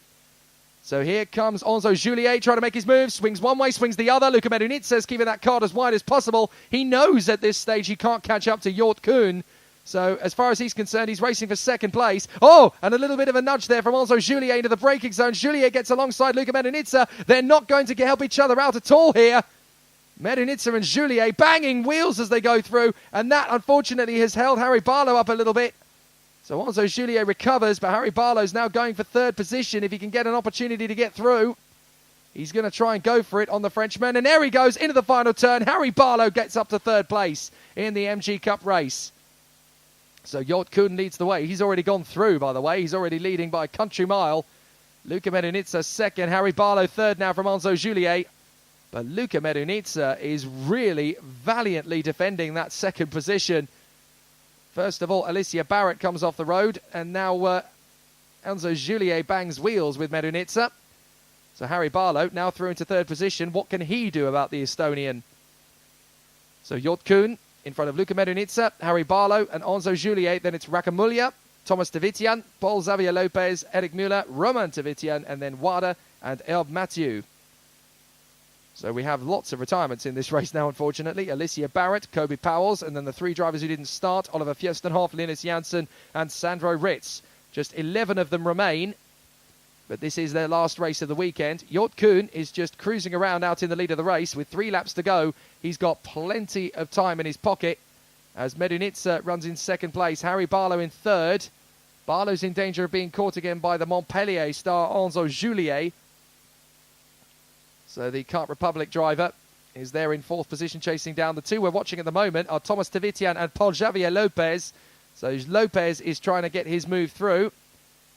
But this is not easy when you've got a tough racer in front of you like Thomas Tavitian. The Belgian has not had the greatest of days at the office from his point of view. He would have wanted a little bit more from this race, but he's still pushing very hard indeed. He wants to get to as far through this grid as he can, and he's going to be pushing very hard to make good progress. So Thomas Tavitian still running in front of Paul Xavier Lopez. They're trying to close up on Rivki Rakamulya, but they're going to have to be very careful about how they play this now. Through the S's, down to the far side of the circuit. And it's Kuhn, Medunitsa, Barlow, Julier, Rakamulya and Tavitian. But Paul Xavier Lopez, you can see him there really starting to get a bit of a squirt on out of the brakes. And pushes out onto the throttle. Here he comes into the first corner. There's nothing that Tavitian can do about that one. Paul Xavier Lopez makes that one look so sweet. Jort Kuhn setting a new fastest lap of the race out in front. The Dutchman at 56.502. And then in behind that is the 387. And that is the 387 there in position behind. That is Masatora Wada, the Japanese driver, who is trying to work his way through on the inside line. Is that going to be the move from Wada? Yes, it is. Lovely job there from the M Sport driver. Masatora Wada breaks into the position, and he's already trying to disappear.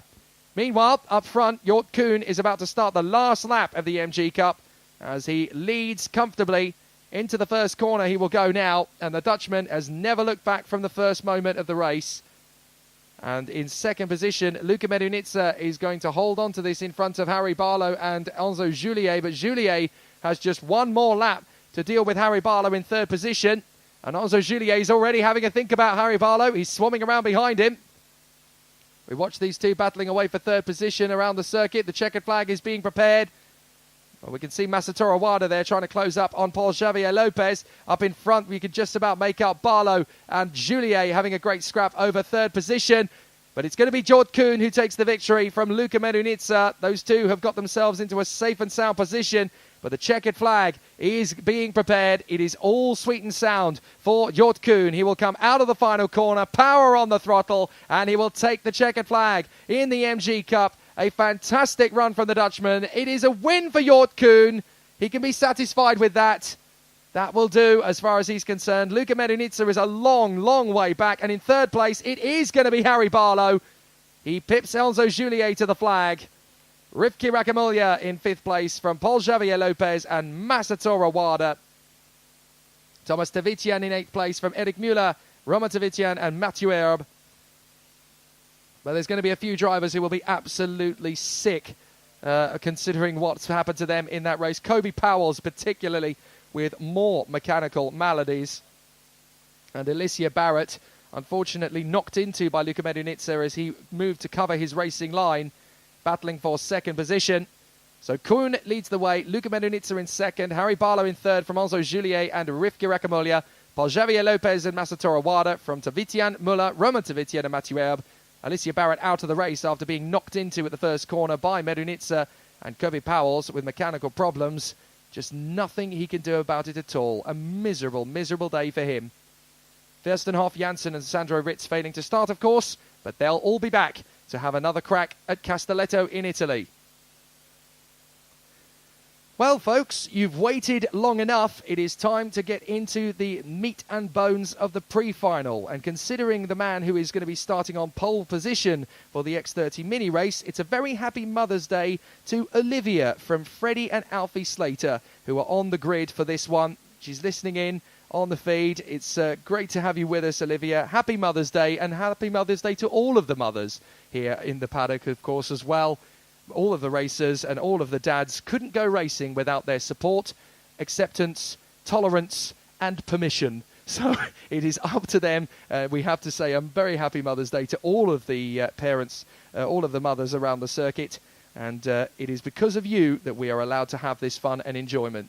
So a very happy Mother's Day to all of you, but a very happy Mother's Day particularly to Olivia, who is watching Freddie and Alfie having an amazing day at the races, it has to be said. Freddie Slater has come into this weekend in an even stronger frame of mind than he seemed to appear at Valencia. And everything he has started this weekend, he has been on top of pretty much. He's been absolutely on form. He set the fastest lap in yesterday's warm-up, and having been pole position in qualifying, he went into the 3 races and took the lead with gusto and did an absolutely fantastic job, winning all 3 races to claim pole position. And he won all of them by a minimum of 2.8 seconds. That's a big, big gap in Mini X30.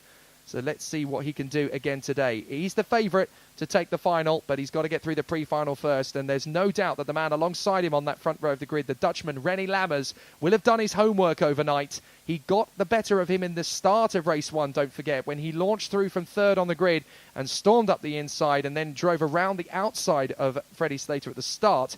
But he was not able to convert that into a victory. So hopefully, from René Lammers' point of view, the Paralin driver will be on his A game again today.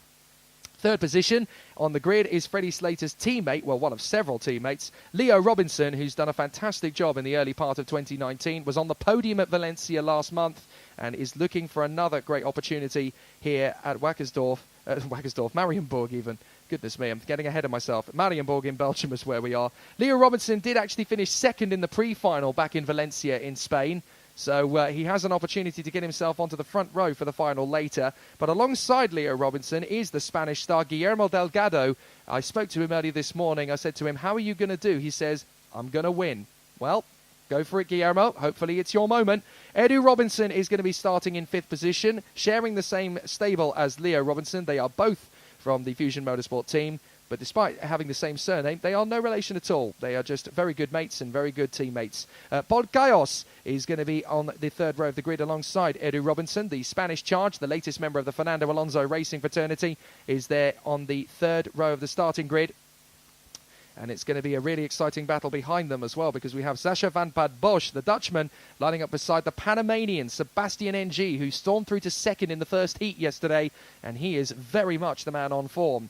William Goh, the Filipino racing driver, is there in 9th on the grid, making massive progress with the Fusion Motorsport team. And alongside him on the grid is the Spanish talent Lucas Flucha for the Praga Hispania racing team. Had a really good run of races yesterday, stormed his way through the field after a difficult qualifying session, and now he is back in the top 10 where he rightfully belongs. In 11th place, one of the most improved drivers of the front end of the field is the Australian Zico Hopkins-Collis. He comes, of course, from the Australian family in motorbikes. His grandfather was one of the most prolific racers of the 1960s before tragically succumbing to injuries on the Isle of Man TT in 1970. And his father, of course, ran the JPS Norton racing team for many years. So Zico Hopkins-Collis choosing 4 wheels to start his motor racing career. And in only his second season, Zico is already knocking on the door of the top 10 in Mini X30 in Europe. That is amazing. Louis Leveau, the Dane, who is again making massive progress, is in 12th position on the grid on the 6th row beside Zico. And Louis Leveau was absolutely stunning yesterday when it came to overtaking. He was really good at picking his moment, saw plenty of opportunities to make progress. And if he does that again in the pre-final, you could well see him start as high as the top 6, maybe even the top 5 come the final later on. Then we've got the 2 Belgian talents on the 7th row of the grid, Thibaut Ramakers and Patrice Kowalewski. I was playing football with Patrice Kowalewski yesterday, actually. Really good fun to hang out with him, and he was in much better spirits yesterday than he was in qualifying on Friday when he failed to get out for a single qualifying lap. And it was a very tricky day at the office, but he is now making the progress. Clément Outran, the Frenchman, lines up beside Thomas Stravan, and he will be there in position. So hopefully it's going to be a good race for those two. 2 drivers who need to make a little bit of progress after yesterday. Sebastiano Pavan, the Italian. Elisabetta Volpin is watching along. Go Sebastiano. He had so much bad luck yesterday. He was one of the drivers bidding for the top 6 for most of the day, and it just didn't quite work out in his favour. So now he has to go off the 9th row of the grid. Alfie Slater, amazing qualifying on Friday. A little bit difficult in the races yesterday, but he will fight his way back to prominence. And then Julian Jägers is lining up alongside Adrian Ferrer and rounding out the top 10 rows. Then it's Dylan Visser alongside the young Spanish girl Luna Flucha, who's made so much progress over these last 48 hours. She's now right there in 22nd place, and she's done amazing over the course of these few days. Bogdan Ionod-Bria lines up beside the Dutchman Henk Junior Voigt.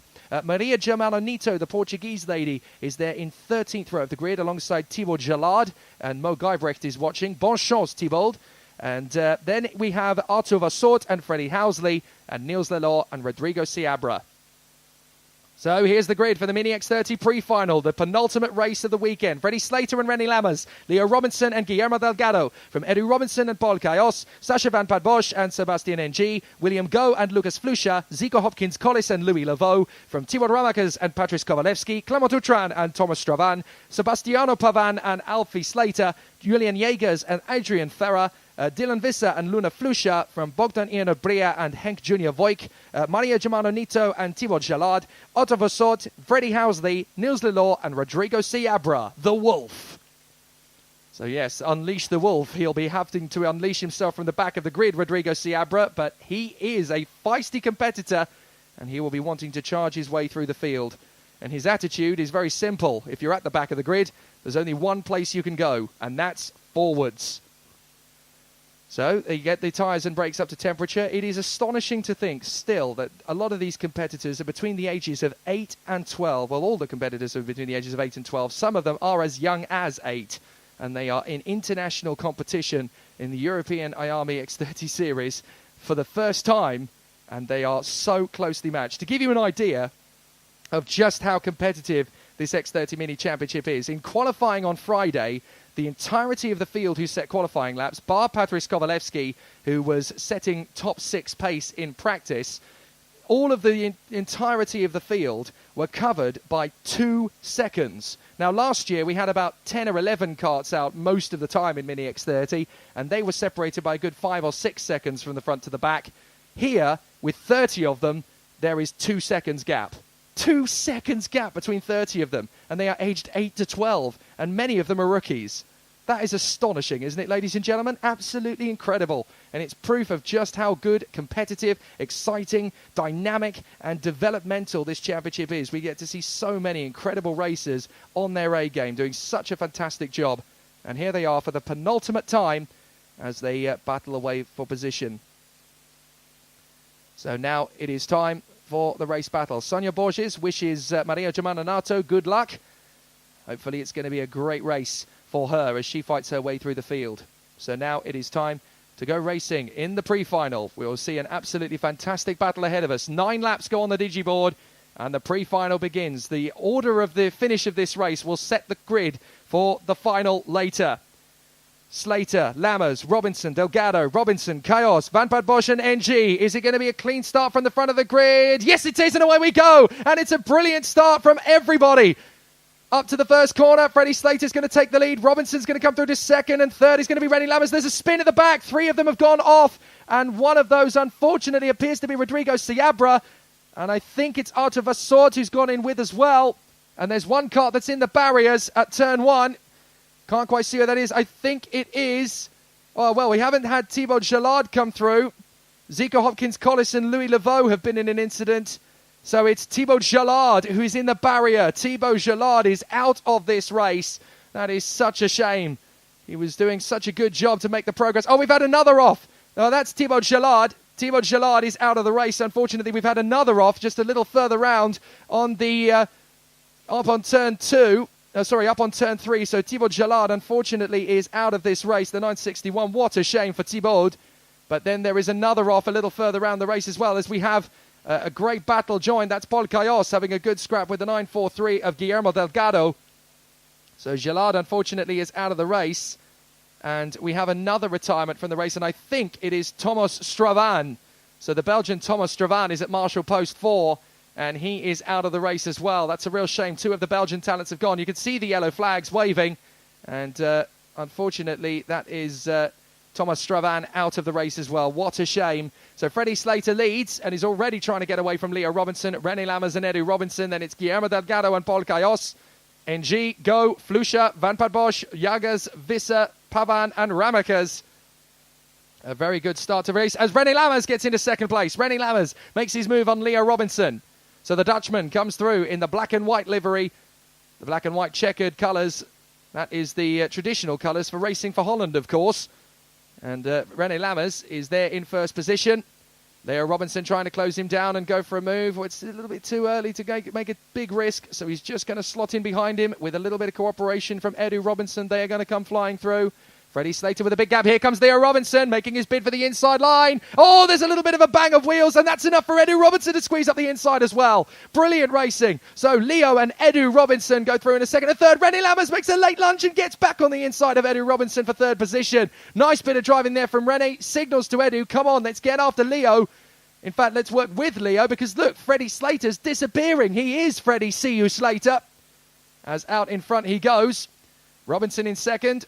Lammers in third. Edu Robinson is fourth from Delgado, NG, Paul Cayos and Lucas Flusha. Whoops, we've had an off further back. 2 of them have gone off. And it's a big spin, unfortunately, for one of the competitors in the midfield. That looked like it might have been... I can't make it out from here, unfortunately. But out of the race, we've gotten off. You can see the green flags flying after the incident. But there are yellow flags at just after turn 4. And obviously they wave on both sides of the circuit because there's not a lot of space between them. But we've had another retirement. And unfortunately, it is Alfie Slater. Alfie Slater has had a spin and is out of the race. What a shame. So good in qualifying. But unfortunately, on this occasion, Alfie Slater just a little bit too hard over the grass, spins the kart.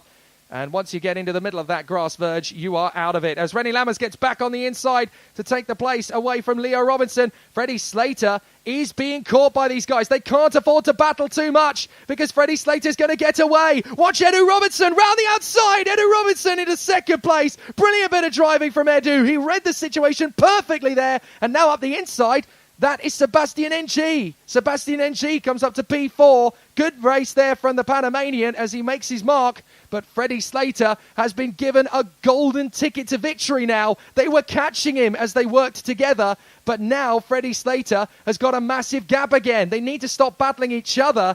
and work in tandem to close him up, but they're not doing it, and that's a very late braking from Cold Chaos as he tries to come through on the inside. Not the easiest of runs in this race from Paul Chaos. Eddie Robinson signalling to Rennie Lammers, come on, don't race us, work with us. The three of us need to work together to catch Freddie. We need to get ahead of him on the grid ahead of the grid for the final. And now they're starting to work in unison. So Freddie Slater is on his own out front. Rennie Lammers makes the move back on the inside of Paul Chaos. And Rennie Lammers has not had the easiest of runs there. But interestingly, Sebastian NG has read the situation quite well. He's there in fourth position now from Leo and Edu Robinson, and he realizes, well, yes, we're never going to win if we battle against each other, so let's work together. Delgado and Flusha are doing the same as well in fifth and sixth. If they work as a team for this point of the race, they can close up together on Freddie Slater. That is the purpose of the exercise. Freddie Slater alone on his own has nobody to draft with. These three are working together to draft, and actually they are being caught by the two drivers behind. But I promise you, a 5-cart freight train in a straight line is going to go faster than Freddie Slater on his own. And that's why they're doing it. Here goes Flusha on the inside line and takes the place from Guillermo Delgado, but he runs wide. Delgado's going to get back on the inside of him and retakes the place. So the Robinsons are working with Sebastian NG. Flusha makes another move up the inside to go into fifth position, and that's why. Fastest lap of the race, 62.270 for Lucas Flusha, fastest man on the racetrack. And now that he's into fifth position, he might be able to get a move forward. That's a warning flag that's gone out, and it's for Freddie Housley. I haven't seen what he's done. I didn't see anything untoward, but obviously in the battle, several drivers are having a little bit of a war zone, as there's lots of squabbling. Some good battles out there. Freddie Housley has made a few choice overtakes, actually, to move himself up the order. So Freddie Housley is giving himself a lot of headaches by the look of things. Zico Hopkins-Collis, unfortunately, has slipped right down the order after his first corner incident, but he will charge his way through on the final. Don't you worry. Black and white flag, that is the signal for the 928 of Freddie Housley. Very unfortunate, but he will learn from that and go even faster still. The battle for second place. I think Sebastian NG's given up on it. He's going for the move, and he's made the move on Eddie Robinson. Perhaps Sebastian NG has realised now that I don't think it's going to be particularly possible to close up to Freddie Slater. Lucas Flusha has gone onto the back of Eddie Robinson now as well. Perhaps he's thinking a third position start on the grid is going to be better than a fourth position start on the grid, and he's right, because if he stays in third place, he will be on the inside line of the grid, right behind Freddie Slater. He wants to win the final, and it's tactics that will get him there. Lucas Flusha being in fifth place is not a bad omen either. But if he can get into third position, or even into second place, Lucas Flusha will go for it. So they come through once again, out of the S's. There's going to be 2 laps to go at the end of this one. Freddie Slater is doing another sensational job. And while there's ambivalence in the Slater household back home as Olivia watches her boys, Alfie, unfortunately, on the sidelines after a spin, but Freddie out in the lead. It's tense and nervous as they battle away for supremacy once again. But Leo Robinson in second place, Sebastian NG in third, Edu Robinson fourth, Lucas Flusha fifth, and Guillermo Delgado in sixth. And the 5 of them working together. Flusha goes for the move on the inside in fourth place. Delgado tries to squeeze up the gap as well, but Edu Robinson will not let 2 drivers go by. Lucas Flusha up at a 4th place. Great driving from Lucas. And a really exciting battle. Really great racing. So they continue to race forward as they charge on. And Lucas Flusha trying to close up on Sebastian NG. But Freddie Slater is once again controlling the pace of this race. They had a chance to close up on him earlier on, and unfortunately, when Rennie Lammers was making moves on the Robinsons, that chance disappeared. And what has happened to Rennie Lammers, actually, he's slipped behind Sebastiano Pavan and William Go to 10th position. So a difficult race in the end for Rennie Lammers. He's going to have to fight back from that. But onto the start-finish straight comes Freddie Slater. 1 lap to go. And watch this battle for second place now. Sebastian NG is going to have a look at Leo Robinson as Lucas Flusha and Guillermo Delgado both get through on the inside of Edu Robinson now to move up into 4th and 5th position. Flusha has a big amount of pressure from Guillermo Delgado. So Delgado is going to have a look at Lucas Flusha. Flusha is hanging onto that inside line. Stop looking behind you, Lucas. Focus on what's going on in front. Eddie Robinson's making the bid to come past Guillermo Delgado now. Eddie Robinson on the inside takes the place. Meanwhile, NG is going with Leo Robinson up in front. Flusha wants to be on the second row of the grid. He doesn't want to go down as low as fifth. It's a big pressure from Guillermo Delgado as he tries to come up the inside of Lucas Flusha. Flusha's not going to happen. Sebastian NG gets second from Robinson. Sebastian NG will end up on the front row of the grid for the final if he stays where he is. Robinson gets him straight back again. Brilliant racing on the final lap of the pre-final. But Freddie Slater is going to come through for another glorious victory. His fourth in a row this weekend. Freddie Slater takes the victory and will start the final from pole position. Second place is going to be Leo Robinson after a heroic drive. Third place for Sebastian NG. The Panamanian is threatening big style this weekend. What a race the final's going to be. Lucas Flusha fights back superbly to take fourth place. A great run from the Praga driver. Eddie Robinson in fifth and Guillermo Delgado in sixth. An amazing couple of final laps from René Lammers as he storms back to seventh, and that puts him on the inside line for the final. That is crucial. And I have to say, the hero of the hour actually goes to Patrice Kovalevsky. The Belgian has stormed back to 8th place. What a great run. William Go in 9th, Adrien Ferrer in 10th. Sebastiano Pavan is in 11th position in front of Paul Cayos. Then we have Sasha Van Pad Bosch, who lines up beside Dylan Visser in the final. Thibaut Ramakas and Bogdanino Bria. What a drive from Maria Germano Nito in 17th, alongside Luna Flusha, who comes to 18th. Julian Jägers and Clement Outran, Henk Junior Voigt and Rodrigo Ciabra, who comes up 8 places. Zico Hopkins-Collis and Arthur Vassort from Louis Laveau, who had a difficult race. Freddie Housley and Niels Lalore. And then it's Alfie Slater and the 2 drivers who failed to complete the first lap, Thomas Strovan and Thibaut Jalard. So those 2 will be starting the final from the back row of the grid, unfortunately. But they will be giving it everything they've got. So it is a fantastic end to the race for the X30 Mini pre-final. The shifter pre-final is next. You can see on your screen there, if you're watching the live stream, the schedule and the format for the rest of the day.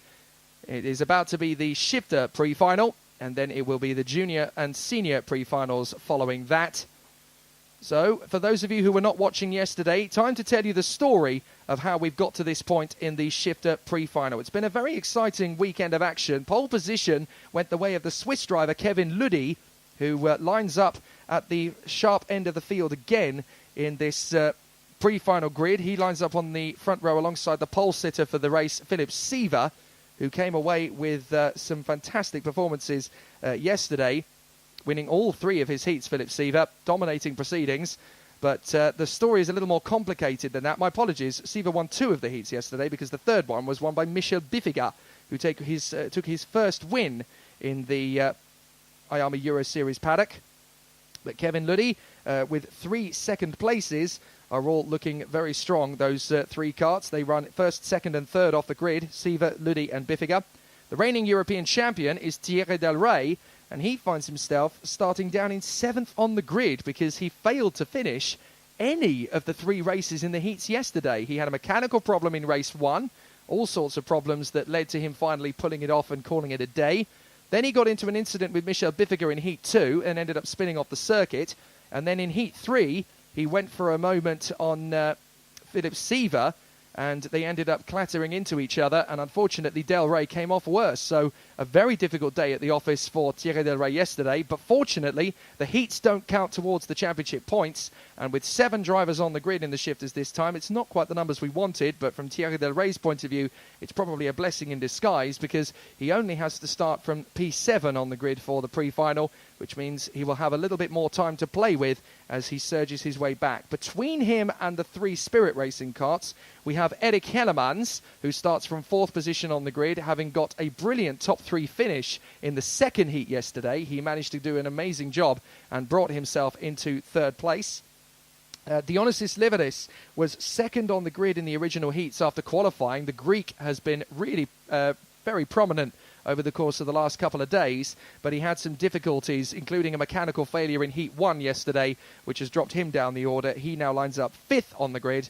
Laurent Malisse, the teammate to Thierry Del Rey, lines up in P6, and as we've mentioned already, the European champion from 2018, Thierry Del Rey, starts his title defence from the back of the grid in the pre-final. So this is going to be quite interesting, but it is a very different form of karting, the shifter races, compared to that of the X30 Minis, Juniors and Seniors. For a start, it's the only category this weekend that has a standing start procedure.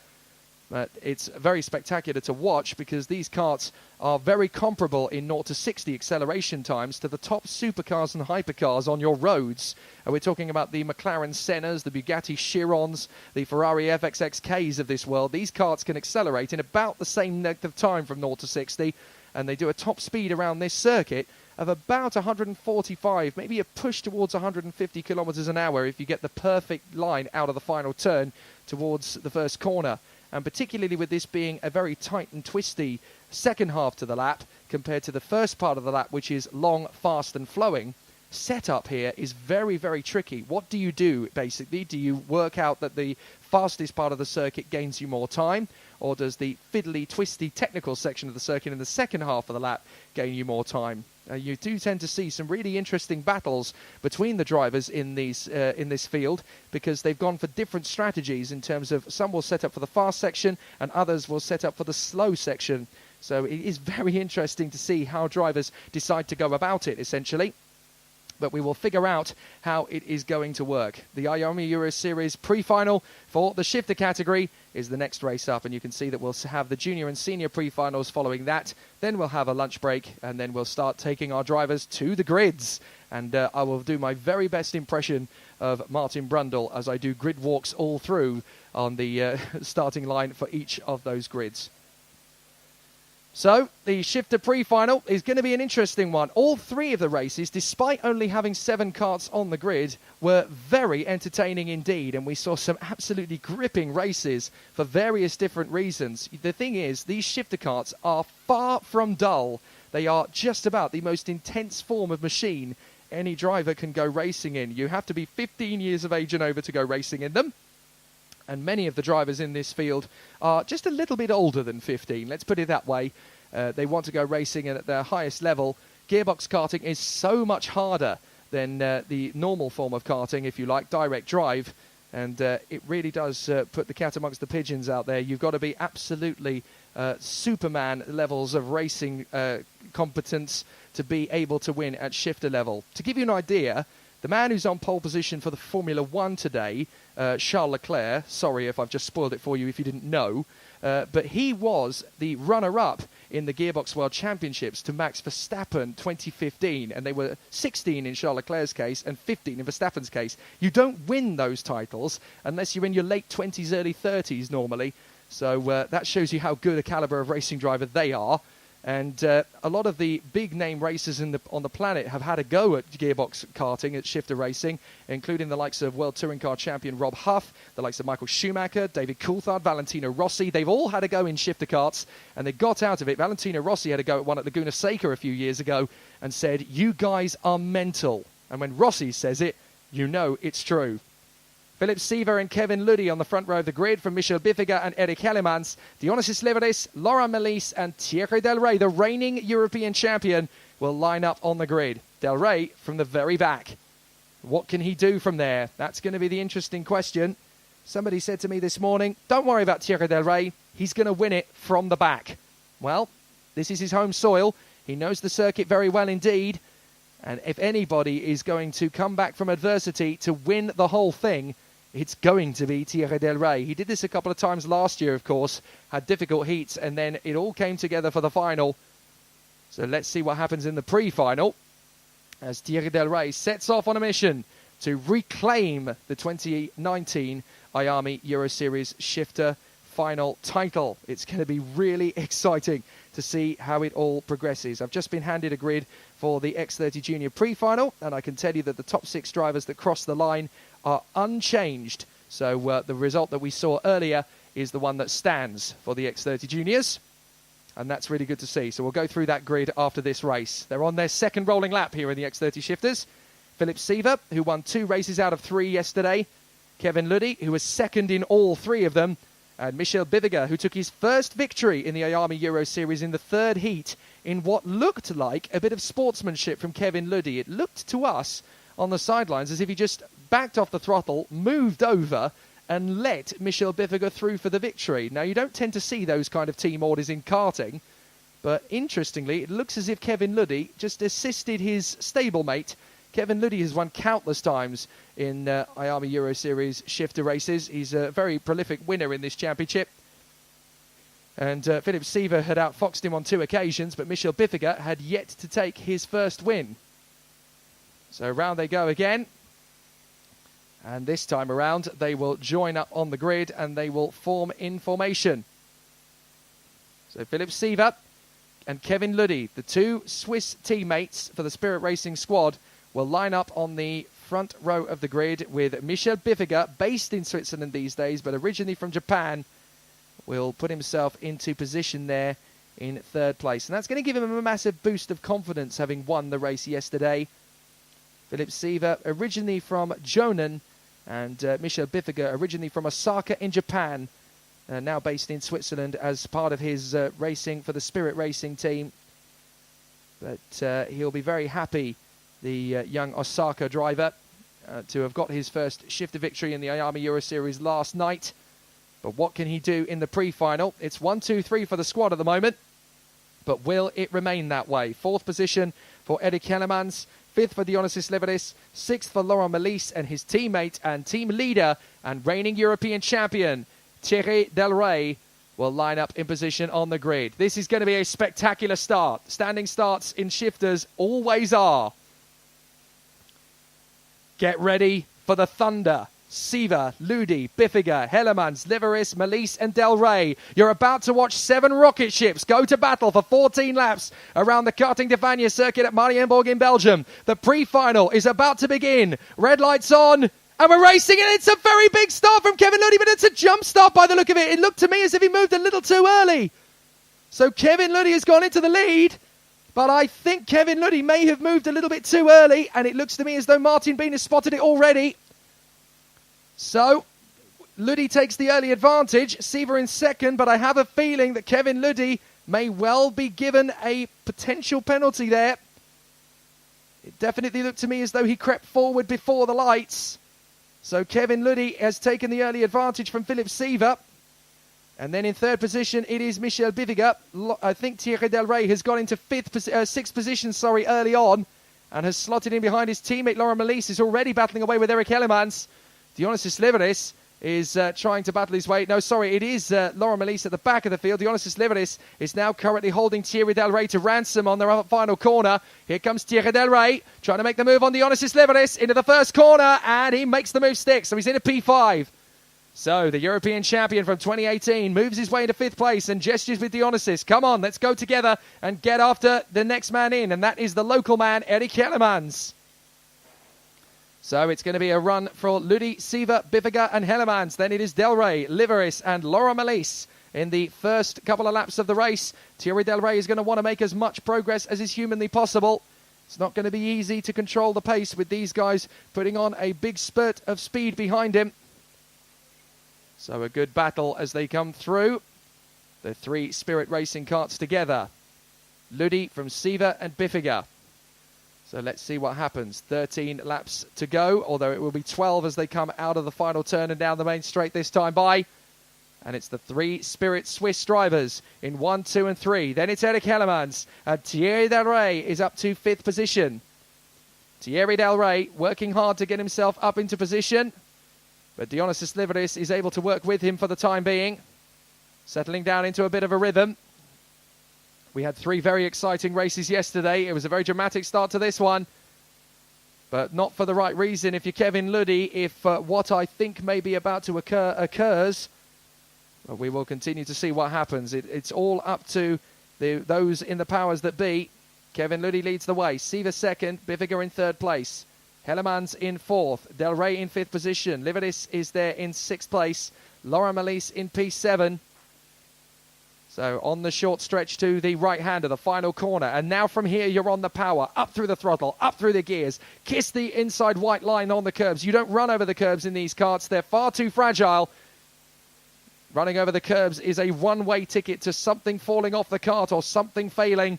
As Dionysus Liveris runs in behind Kevin Ludi. It's a much, not behind Kevin Ludi, sorry, behind Thierry Del Rey, who has now caught up to Eric Hellemans. It's a much smoother form of karting, this. You've got to be so precise. It's actually closer to Formula One in karting terms. Thierry Del Rey causing a little bit of a headache. Causing a bit of a headache in front of him is now Eric Hellemans, running a little bit slower than the Mach 1. Meanwhile, Seaver is being caught by Biffiger. So Biffiger is going to close in on his teammate. So potentially, let's have a look at a case scenario here. If Biffiger can catch and pass his teammate Seaver, and Kevin Ludi does have some kind of transgression coming his way for the start, then there could be another victory on the horizon for Michel Biffiger. Waited ages for one win. He might get two in a weekend. Here comes Hellemans, Del Rey and Dionysus Liveris. So Thierry Del Rey still looking for a way to come past on Eric Hellemans. They come up through the right-hander in the second corner, tucking up into the curbs.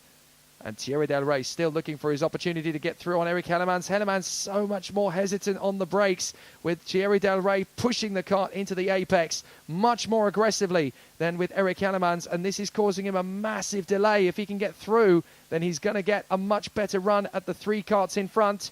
And he wants to get a decent qualifying position for the final. But fifth position is not going to be good enough for Thierry Del Rey. He needs to get the perfect exit out of the final corner for my money, and then storm up the inside of Eric Hellemans into turn one. It's Ludi, Seaver, Biffiger, Hellemans, Thierry Del Rey and Dionysus Liveris from Laurent Melis, who is losing pace at the present moment. So the three Spirit racers continue on their way. Thierry Del Rey looks like he might get a good run here off the turn, and Eric Hellemans is going to have to do something about it as through he comes, and Thierry Del Rey goes through in front of Eric Hellemans. Hellemans looks like he's got some kind of ticker tape caught on the kart. Now that's interesting. I'm not entirely sure what's happened there, but to me it looks as though Eric Hellemans has got some kind of ticker tape. It's trailing from the back of the, trailing from, I'm not sure if that's the exhaust or if that's the airbox it's hanging off, but certainly something is causing a bit of an issue there. And Thierry Del Rey has gone through into fourth position. The three leaders are very close together now. Ludi is actually being caught by Seaver and Biffiger. So they're going to tighten up together, these three, as they come through and over the line. 9 laps to go, although, of course, it's now 8. So they come through. Ludi, Seaver, Biffiger. Thierry Del Rey. Look how much of a speed he's able to get away. As Dionysus Liveris has gone through. There is... Oh, what's happened to the ticker tape? It looks like it's finally blown off the kart there for Eric Hellemans, who finished in 6th place yesterday. Oh, sorry, he's looking likely to finish in 6th place today, I should say. Michel Biffiger, fastest lap of the race, 54.35. So a good run from the Japanese star, based these days in Switzerland. But this is not going to be an easy mission for these drivers as they battle away 1, 2 and 3. Ludi, Seaver, Biffiger. This is a strategic race. This is not a charge in on the inside and see what happens sort of race. Although we did see a bit of that in the Valencia Winter Cup, and several drivers ended up coming off the road as a result. It was a very crazy race at the Valencia Winter Cup, but then that is a bit of an Indy 500 style one-day event. If you didn't see it, you can subscribe to this live stream YouTube channel and you can go back and watch it. It's still here. 7 laps down, 7 to go, and it's going to be one of these three by the look of it. Kevin Ludi, Philip Seaver and Michel Biffiger. Still a long way to go. Still a lot can happen. The attrition rate in shifters can be exceptionally high. So we'll see what happens as the battle continues. Dionysus Liveris now sets the new fastest lap. The youngster from Greece has gone a 5th position time there, 54.233. And so they slide through the hairpin up at the top end of the course and down through the left-hander on the drop and through to the left kink and then in through the next S's. But there's nothing to choose between these three at the moment. Ludi, Seaver and Biffiger. They are all very closely matched. And there's not really a lot you can say about them other than they are incredibly close and even. So they come through over the line once again. 6 to go. Thierry Del Rey and Dionysus Liveris are closing up. Eric Hellemans still there in P6. Laurent Melis is still just getting to know the kart and getting to know the package in 7th position. But how about these three up front? Seaver definitely looks quite hungry. There is actually quite a distinct rivalry between the drivers in this team. They are good mates off circuit, but when they get on track, they will race each other as much as anybody. And we saw in Valencia last time out in the pre-final when Seaver and Biffiger came together and took each other out of the race. They had to then start the final from the back of the grid, those two. So Seaver and Biffiger know how to race each other, but they also know that they are not going to take any prisoners. They are going to go for it, and who cares if it's their teammate? They will go for the move. So Ludi is pushing as hard as he possibly can at the moment to stay in front of Seaver and Biffiger, but they are getting quite close. And Philip Seaver has already beaten Ludi in a straight fight twice over the course of the weekend. The first race, he stormed past him on the grid as they charged away, and he squeezed into the lead at the first corner and never looked back from there. So Kevin Ludi will be more determined than ever to beat his teammate Philip Seaver, and Michel Biffiger in third position is going to want to add to his win tally from yesterday. This is a big challenge from Seaver. He is closing right up on Kevin Ludi, and we are going to have 4 laps to go at the end of this one. Don't forget that through the course of the weekend, they've been quite conservative because they're only allowed to use 2 sets of tyres through the course of the weekend, which is basically a cost-cutting measure. It keeps it affordable for the drivers. But Kevin Ludi, Philip Seaver and Michel Biffiger will be working very hard on this one, and you're going to see a much faster final because a lot of the drivers will keep their second set of tyres safe and in reserve for the final. They want the best possible race they can, and they'll want that to be the final. So a lot of them will go onto 1 set of tyres for qualifying, practice, the heats, and then maybe save their final set of tyres for the race. But, it means that tyre management is very important indeed in this category. And now Ludi just looking over his shoulder. He knows that Seaver's right there, but Seaver has been working very hard behind him. He's in the draft, has been looking after his tyres quite well. These last 3 laps could get quite spicy between the 3 leaders. Do not think for a moment that it's going to be a team formation finish, 1, 2 and 3. These guys want to race each other. They want to beat each other. And although they're in the same stable, they're in the same fold, they are very much rivals. They will still battle away. They'll have a good laugh and a joke about it afterwards, of course, because it's that kind of sport, shifter racing. But it does get quite heated on track between these 3. Ludi, Seaver, Biffiger, Del Rey, Liveris, Hellemans and Melisse. Seaver trying his best to get as close to Ludi as he possibly can, but Ludi just having the edge over Philip Seaver at the moment. Just imagine the absolute intensity. Think about the fact that these karts are faster than any others as well, but also they're having to change gear as they go. It's such a physical discipline of motor racing, and they are still very tight in together. This is one of the most intriguing battles I have seen from the shifters in a long, long time. It's going to be quite a difficult one to decide how this race is going to fare. Is Ludi going to be able to just hang on in front of Philip Seaver, who is giving him masses of pressure?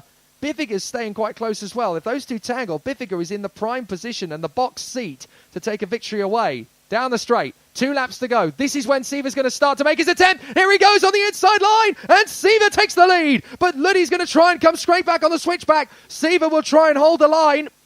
I told you he was going to go for it, and Seaver has got the lead at the right moment. So Seaver in front of Ludi. Biffiger is right there as well. Biffiger will now sense that because Ludi has been vulnerable and Seaver's got him, Biffiger will want to try and get past Ludi as well. Ludi has been working very hard on the defense, but Biffiger's going to have another look at Ludi as well. But Seaver is going to steal pole position for the final away from Kevin Ludi. This is going to be a really interesting battle. Now, I think what has been... I've not heard any more about the start, incidentally, so I don't have any news for you on that one, so I think that's all square. But Philip Seaver in front of Kevin Ludi and Michel Biffiger down the straight and over the line. 1 lap to go, and I'm not sure Ludi's going to have much of a response to Philip Seaver. If he does, he's going to have to work hard at it. Meanwhile, Dionysus Liveris has caught right up to Thierry Del Rey, and he wants to make the bid for 4th position as well. So there's 2 battles going on here. You can just about see it in the background that Thierry Del Rey is having to fend off from the challenge of Dionysus Liveris as well. Look, here they are, and Liveris is going very hard indeed to go for Del Rey. So there's 2 battles, essentially. Even if it finishes at a stalemate, this sets us up for a fantastic final.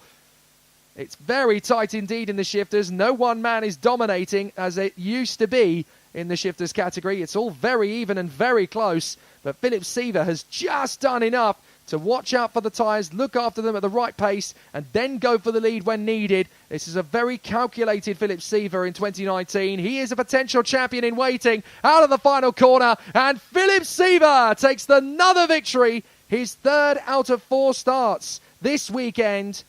An absolutely terrific run from Philip Siever. A very worthy victory. Kevin Luddy second and Michel Biviger another top 3 finish in third. Thierry Del Rey just managing to hang on in front of Dionysis Liveris. There you go. Thumbs up from Luddy. That was a fair fight and a straight fight. Good to see. But it's always very intense in the shifters because you never really quite know when they're going to make the jump. And you don't want to go too early, otherwise it could compromise the rest of the race. But a brilliant little battle there from Philip Siever in front of Kevin Luddy and Michel Biviger. That's the way they'll start the final as well, as they started this race as well. Thierry Del Rey is 4th then for the final. Dionysis Liveris, Eric Kellermans and Laurent Malisse will be on the chase to catch him. This is going to be a brilliant final for the shifters later on. So the drivers will get ready for the action in the shifter final later on. But now attention turns to the 2 races that precede the finals. And we start with the X30 Junior pre-final. On pole position is the man who quite literally cleaned up yesterday with all 3 heats going his way. He had a fantastic run and a brilliant drive all the way through yesterday's races. He won all 3 of his heats. Unfortunately, he was suffering yesterday. He was very unwell indeed over the course of yesterday, and somehow he struggled and muddled his way through regardless to get himself into the winner's dais in all 3 races. Hopefully he is feeling a little bit better today. Alongside him on the front row of the grid is Joe Taylor, who's had a fantastic performance yesterday, won 2 of the heats, and he's right up at the sharp end. Then it's the Olivers, Oliver Behrman and Oliver Gray, in 2 very different teams, of course. Oliver Behrman in the KR Sport fold and Oliver Gray for Dan Holland Racing. Then Chris Harnan in the 3rd row of the grid on the inside line from Liam McNeely. Then it is Aaron Walker alongside the original pole position man, Wilgert Edqvist. And then we have Jason Leung, the Canadian, alongside Zach Ripley to round out the top 10. And for my money, any one of those 10 drivers can win this final. They all have the ability to do so.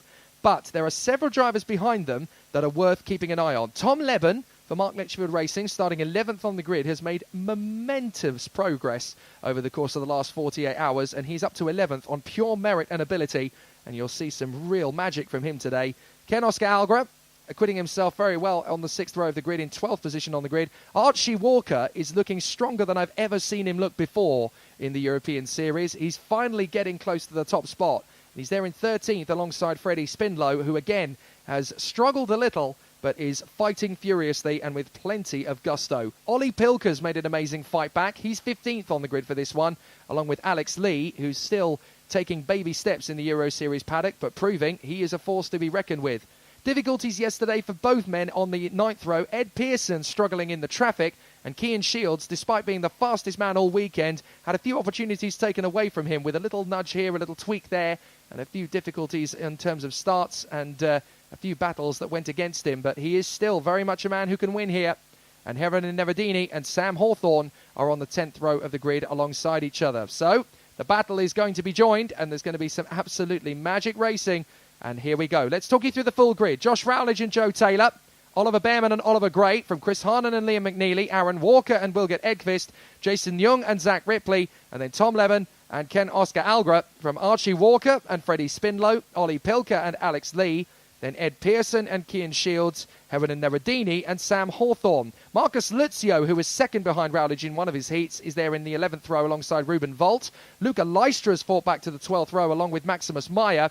Nathan Ottink lines up beside Dan Ginshard, who also, like his RS kart stablemate, has fought through the field. Noah Maton is in front of Alfie Rigby, who struggled over the course of yesterday. And then the 6 drivers who came through from the second chance earlier. Ian Aguilera, Danny Prins, Bart Plug, Jerzy Spinkovic, Thijs Kleinian and Aaron Reshepi. A very exciting battle. There's Martin Bean atop the gantry, who is the clerk of the course for the championship, getting himself ready for the start. A fantastic team we've got here on the RGMMC front for the IAME European Series, and great to welcome Alpine Stars to the family in the 2019 season. And it's a really exciting battle that we're going to see in this junior pre-final. It is a 11-lap race, 15 kilometers in length, and the winner of this will start on pole position for the final.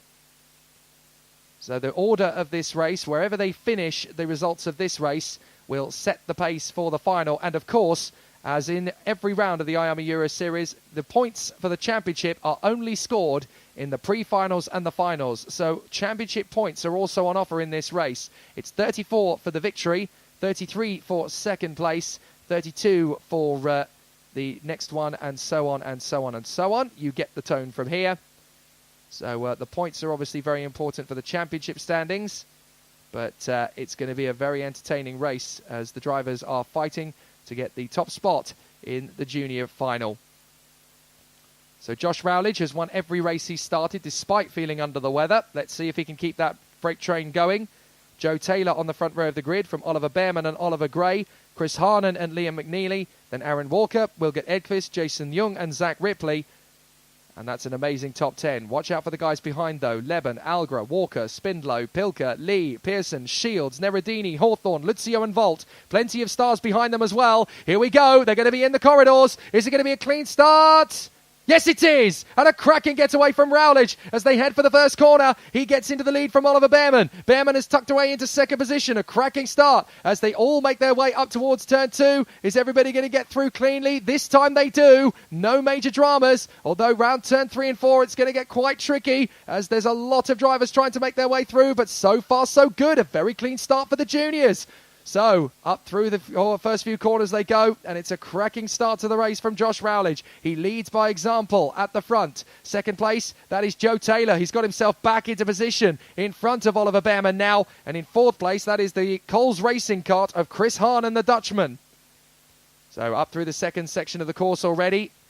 No major catastrophes. Everybody through as they should be. No yellow flags on the first lap. A very clean start for the juniors as they come through at the end of the first lap. Josh Rowledge will be over the start-finish line in the lead. Then it is Joe Taylor. Chris Harnan in fourth behind Oliver Behrman. Then it's Oliver Gray up the inside. That's a move from one of the strawberry carts. I think that's Walker on Edqvist. So they swap positions on that particular run. Then it is Oliver Gray. They're in fifth position, battling away with the Canadian Jason Young. And then it's Liam McNeely. Wilgert Edqvist has now gone through past Aaron Walker. And then it is Zach Ripley in front of Ken Oscar Algra.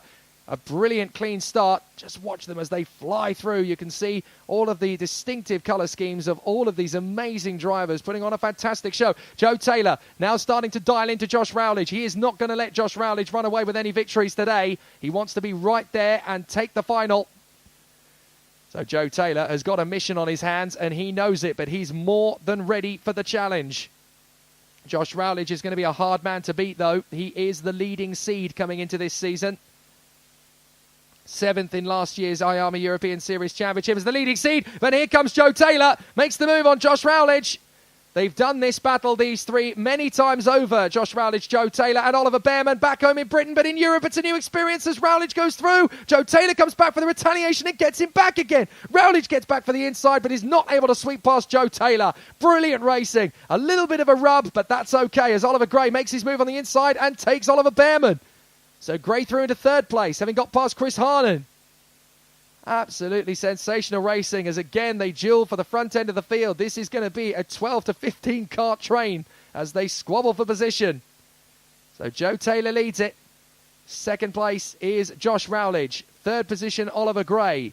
Behrman in fourth, Harnan in fifth, then Nung, McNeely, Edqvist, Ripley, Pilker, Aaron Walker from Alex Lee, Spindlow, Luzio, Shields and Archie Walker in front of Nathan Otting and Ed Pearson, with Luca Lystra and Dan Ginshard battling away with Hervelin Nedadini and Nathan Otting. So Joe Taylor leads the way on lap 4. 8 laps to go, and Joe Taylor holds the advantage. He's led several times this weekend. He's won 2 of his heats. He needs to keep this bandwagon rolling as Oliver Gray makes a late lunge on Josh Rowledge and Behrman gets through as well. And there might be room for Chris Harnan. Oh, and up and over goes Jason Leung as he makes his way through on Josh Rowledge. 2 wheels in the air, but he still passes the Strawberry Racing driver regardless. Good run from Jason Leung. Oh, and there's been a spin at turn 4. Looks like one of the Birillard carts has gone. I think that's got to be Thijs Kleinian. I think Thijs Kleinian has gone for a spin in the battle in the midfield. Not been the easiest of races, but he's definitely recovered quickly. So Thijs Kleinian, unfortunately, struggling away at the back of the field now, but Oliver Gray has got himself into second place behind Joe Taylor, as we saw. Then Oliver Behrman in third, Hahn fourth, Leung fifth, Rowledge sixth, and Liam McNeely in seventh, ahead of Edqvist, Ripley and Pilker. Here comes Behrman, up on the inside of Gray now, into second place at turn one. Nicely done from Oliver Behrman. Still pushing hard, though, Oliver Gray. But Joe Taylor is your leader. Oliver Gray's second place gone. It's Behrman who's now got there. Chris Harnan still fighting fit in fourth position. The Canadian Jason Young is in fifth place. And then Josh Rowledge in front of Liam McNeely. The Swede Wilgert Edqvist and Zach Ripley for Evolution is there as well. Ollie Pilker, the pole, and Archie Walker. It's Aaron Walker in front of Archie. Archie is down in 16th. Aaron Walker is 11th in front of Alex Lee, Spindlow, Lucio Shields, then Archie Walker. And then Nathan Ottink, Luca Lystra, Ed Pearson and Ian Aguilera. So a good battle and some fairly exciting stuff to come still from this pre-final. They'll go for the big moves in the final. Don't forget, there are championship points on offer in every race from here on in. And it looks to me as though Sam Hawthorne has had some difficulties and rejoined the circuit down at the back of the field. Here goes Behrman. Behrman goes for the lead. Stunning move. Joe Taylor has to concede, but he's going to have another come straight back on the inside. Does he get the move? No. His comeback is not going to happen just yet. As up the inside, Josh Rowledge makes the move back on Chris Harnan as Jason Young has already got past Harnan. Joe Taylor for the lead on Behrman. Gets it back again, but Behrman gets back alongside, tries to get round the outside. It's not going to happen, and Oliver Gray and Jason Young both get past Oliver Behrman. He just about manages to shut the door before Rowledge can come through. But Jason Young is now up into third position. The Canadian has made an amazing bit of progress since joining this team. I think we might be needing to get the Maple Leaf ready because Jason Young is looking very good indeed. We may well see his flag flying at the top of the podium at this rate. Amazing storm through the field. And Jason Young still pushing hard. Joseph Taylor leads the way. Oliver Gray in second up the inside. He's going to make the move. Jason Young's going to get through as well. Jason Young into second place. And now Joe Taylor's going to try and get back on terms with the Canadian. He's not going to make it. Oliver Gray leads the way. And up the inside comes Behrman. He gets the move on Joe Taylor as well. That's another change of lead. We've had Rowledge in the lead, Taylor in the lead, Behrman in the lead, and now Oliver Gray in the lead. Is Jason Young going to be the next race leader as Josh Rowledge now makes the move on Joe Taylor for P4, and he's got through, I do believe. We'll double check as they come through. But yes, Rowledge is into P4 in front of Joe Taylor behind Oliver Behrman. But Jason Young is now closing in on Oliver Gray. When will he make his bid for the victory? Jason Young potentially going for pole position for the final and also a race victory. Is this going to be his move on the inside? Oh, Oliver Gray so good to that inside line. He moves the cart a couple of millimetres over to the inside line. And that's enough to keep Jason Young at bay. But Young is now going for it and the Canadian leads. Jason Young gets into the lead here, and that's the first time Jason Young has led overall in the IAME Euro Series. Great job. So now it's all up to him. Can he deal with the pressure out front? 3.5 laps to go, and Jason Young is having an absolutely terrific battle. This is an absolutely fantastic run from the Canadian. He's really put on a good show. I was impressed by him in qualifying. I've been fairly sensationally stunned by him in the heats. Here, I'm flabbergasted. Great to see him do so well. He totally deserves it. So, Young, Gray, Behrman, Rowledge, Taylor, and Ollie Pilker. Ollie Pilker's come back into the fray. There he is, P6, just tucked in behind Joe Taylor. Watch for him. He fought his way back from the back of the doldrums in Valencia to fight his way back to the podium again overall. Here goes Oliver Gray, makes his move back on Jason Young. But Young is not going to hold up too much time there as Oliver Behrman tries to go for the move. Behrman tries to make the move on the inside of his teammate and gets through. There might have been a little bit of a rub. Behrman tries to get on Oliver Gray straight away. And now there's going to be a bit of a run. Here on the inside comes Joe Taylor. In the momentum, he manages to get through on Jason Young. Oh, this is a terrific tussle at the front end of the field. And now Ollie Pilker has got past Josh Rowledge to get into P5. So watch out for Pilker. The Polish racer is absolutely flying in P5. He's great at this. His comeback drives are second to none. Up the inside goes Joe Taylor. Makes the move on the inside of Oliver Behrman. Behrman tries to get the switch back. And that might be enough for Oliver Gray to be allowed a free run for the victory. after being off the circuit in the pre-final in Valencia, he might just be able to start it from pole position this time. A big battle between the KR Sport teammates as Behrman and Leung are having an absolute squabble for third position. Pilker's trying to defend from Josh Rowledge as they come down towards the hairpin for turn 2. It's getting fairly frenetic, but we knew it was going to be. And there goes Ollie Pilker on the inside of Jason Leung. Is there enough space? Pilker and Leung are going to battle, but no, Leung hangs on in front of Pilker, and the new fastest lap of the race comes in from the home hero, Luca Leistra. There he is, 72 on the Ralf Schumacher kart, doing as good a job as he can, fighting his quarter. But what a battle this is. Oliver Gray, Joe Taylor, and now in third place, Oliver Behrman, as it was before. So now it's these three that are going to fight for the victory in the pre-final. And who is going to make the progress enough to go onto pole position? We will find out now because we're just going to be on the final lap. It's Oliver Gray, Joe Taylor and Ollie Behrman. But to be fair, the three of them are fairly spaced. Fourth position is anybody's guess. It's Ollie Pilker who crosses the line first. He's in fourth at the moment from Jason Leung. And Wilgert Edqvist has fought his way through.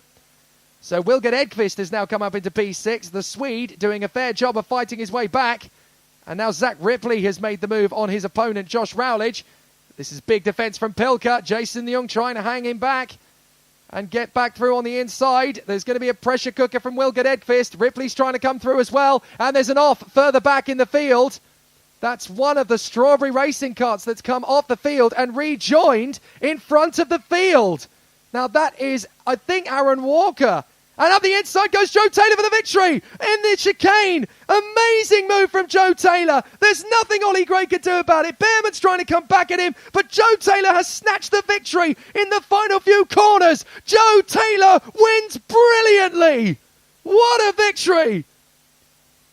Ollie Gray is second and Oliver Behrman is third. And Aaron Walker has fallen back into position in about 17th place, but I'm not sure what's going to happen about that one. He missed half the circuit in his bid to get back on track. Wow. Joe Taylor snatching a fantastic victory at the death there. A brilliant run from the Coles Racing driver. Absolutely stellar driving from Joe Taylor. He wins the pre-final and will start the final from pole position. Oliver Gray and Oliver Behrman are second and third. Ollie Pilker fights back again and comes home fourth in front of Jason Leung and Wilgert Edqvist. Then Zach Ripley and Josh Rowledge. Marcus Luzio fights back to ninth. And Freddie Spindlow is 10th from Liam McNeely and Chris Harnan. Then it's Kian Shields. He fights back to 13th in front of Archie Walker. Luca Leistra fighting back to 15th in front of Alex Lee and Aaron Walker. Then Ed Pearson and Nathan Ottink, Max Meyer and Ken Oscar Algra. Then it is Bart Plurg and Dan Ginshard in front of Alfie Rigby. Then Ruben Volt and Noah Maton from Danny Prinz and Tom Leben. Erin Reshepi and Jerzy Spinkovic from Ian Aguilera and Heron and Nevadini. And then Thijs Kleinion. The retirement of the race is Sam Hawthorne of the M Sport squad.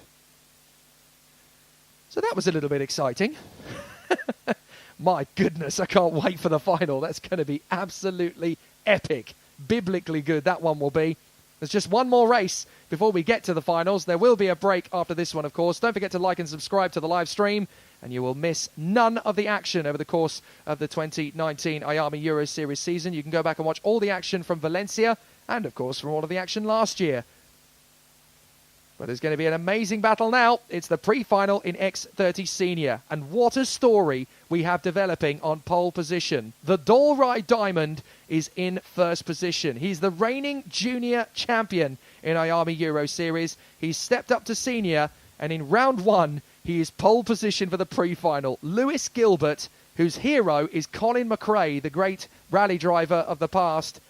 And I have a feeling that Lewis Gilbert is going to keep a lot of Scottish eyes smiling today if he keeps his pace up from pole position. It will be tough, though, because alongside him on the front row of the grid is the Flying Dutchman, Joey van Splunteren, the hero of the hour for most of yesterday, put in an amazing performance. He keeps saying, I'm too old for this. I can't keep up with these youngsters.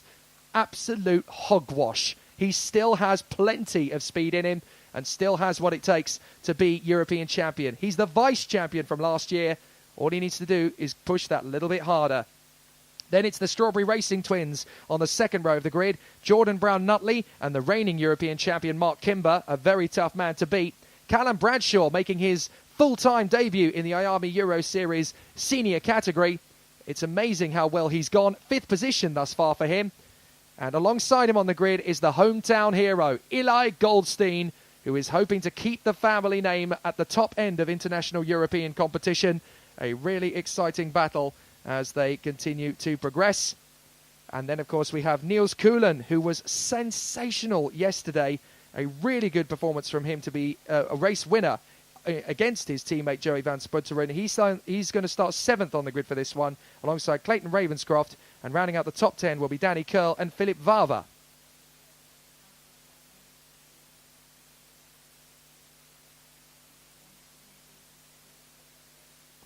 Okay, unfortunately, I need to put out a message over the PA, so apologies to those on the live stream.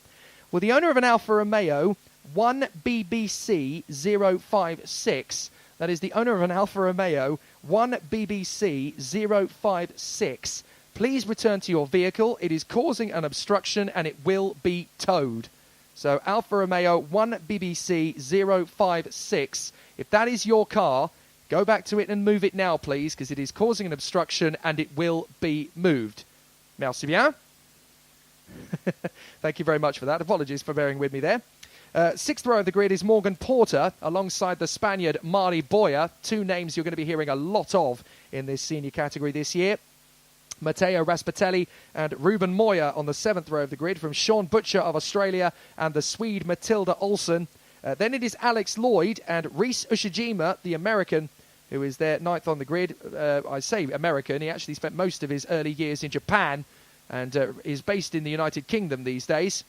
So Reese Ushijima, born in Japan, he holds dual nationality, Japanese and American citizenship, but races under a British licence. Work that one out. Erbeltsmoor and Jan Kalmet on the 10th row of the grid, with Sam Balota and Thomas Fleming, then Hans Morin and Nelson King, Georgi Dimitrov and Harry Platten, Leonardo Caglioni and Bo Hymans, and then the 6 drivers who made it through from the earlier race. And that is Nicola Pico, Remo Kadapik, Nick Schmidt, Manel Galofre, Juan Carlos Hernandez and Dougie Bolger, which means, of course, for those who watched the earlier second chance race, that it is Romain Leroux who was eventually given a penalty for his transgression in the earlier race. And that's good news if you're Douglas Bolger, because, of course, that means you get the final place on the grid and you can charge your way back through the field. So from Douglas Bolger's point of view, he's in the big show. It's time for him now to blast his way through the field and show the world what the Japanese star can do. So 34 drivers will contest the championship points here this weekend at the IAME Euro Series. This race is for championship points as well as everything else. The pre-final, of course, the winner takes home 34 points, 33 points for the second place driver, and 32 for third, and so on and so on and so on. And it also sets the grid for the main race. So it's time to get ourselves racing for the X30 Senior Pre-Final. Lewis Gilbert is going to go from pole position. Joey van Sputteren alongside him on the front row of the grid, with the reigning European champion Mark Kimber alongside his teammate Jordan Brown-Nutley on the second row of the grid. The former junior world champion Callum Bradshaw in the field. The 2017 world champion Danny Curl a little bit further back. The IAME Valencia Winter Cup champion Clayton Ravenscroft from 2018 in the field as well. This is a race full of champions, and they're bidding for one title, the Champions of the Future 2019 IAME Euro Series trophy.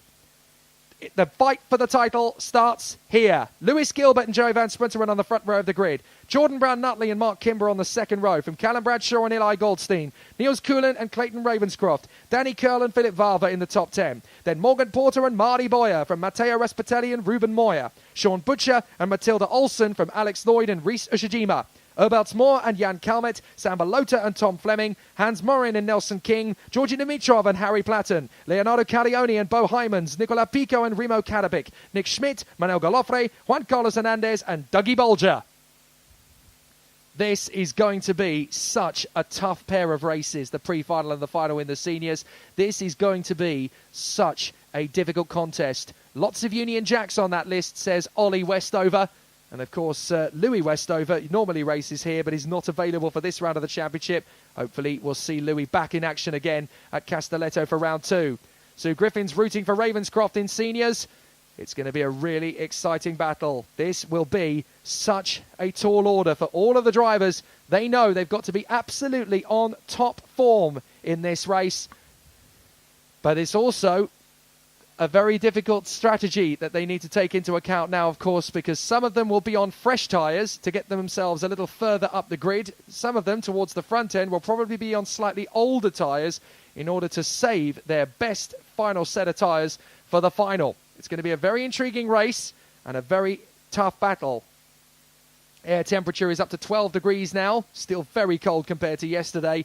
12 degrees air temperature. I would say that the track temperature is about 15 to 16 degrees Celsius, although that will rise as the sun continues to bake over the circuit.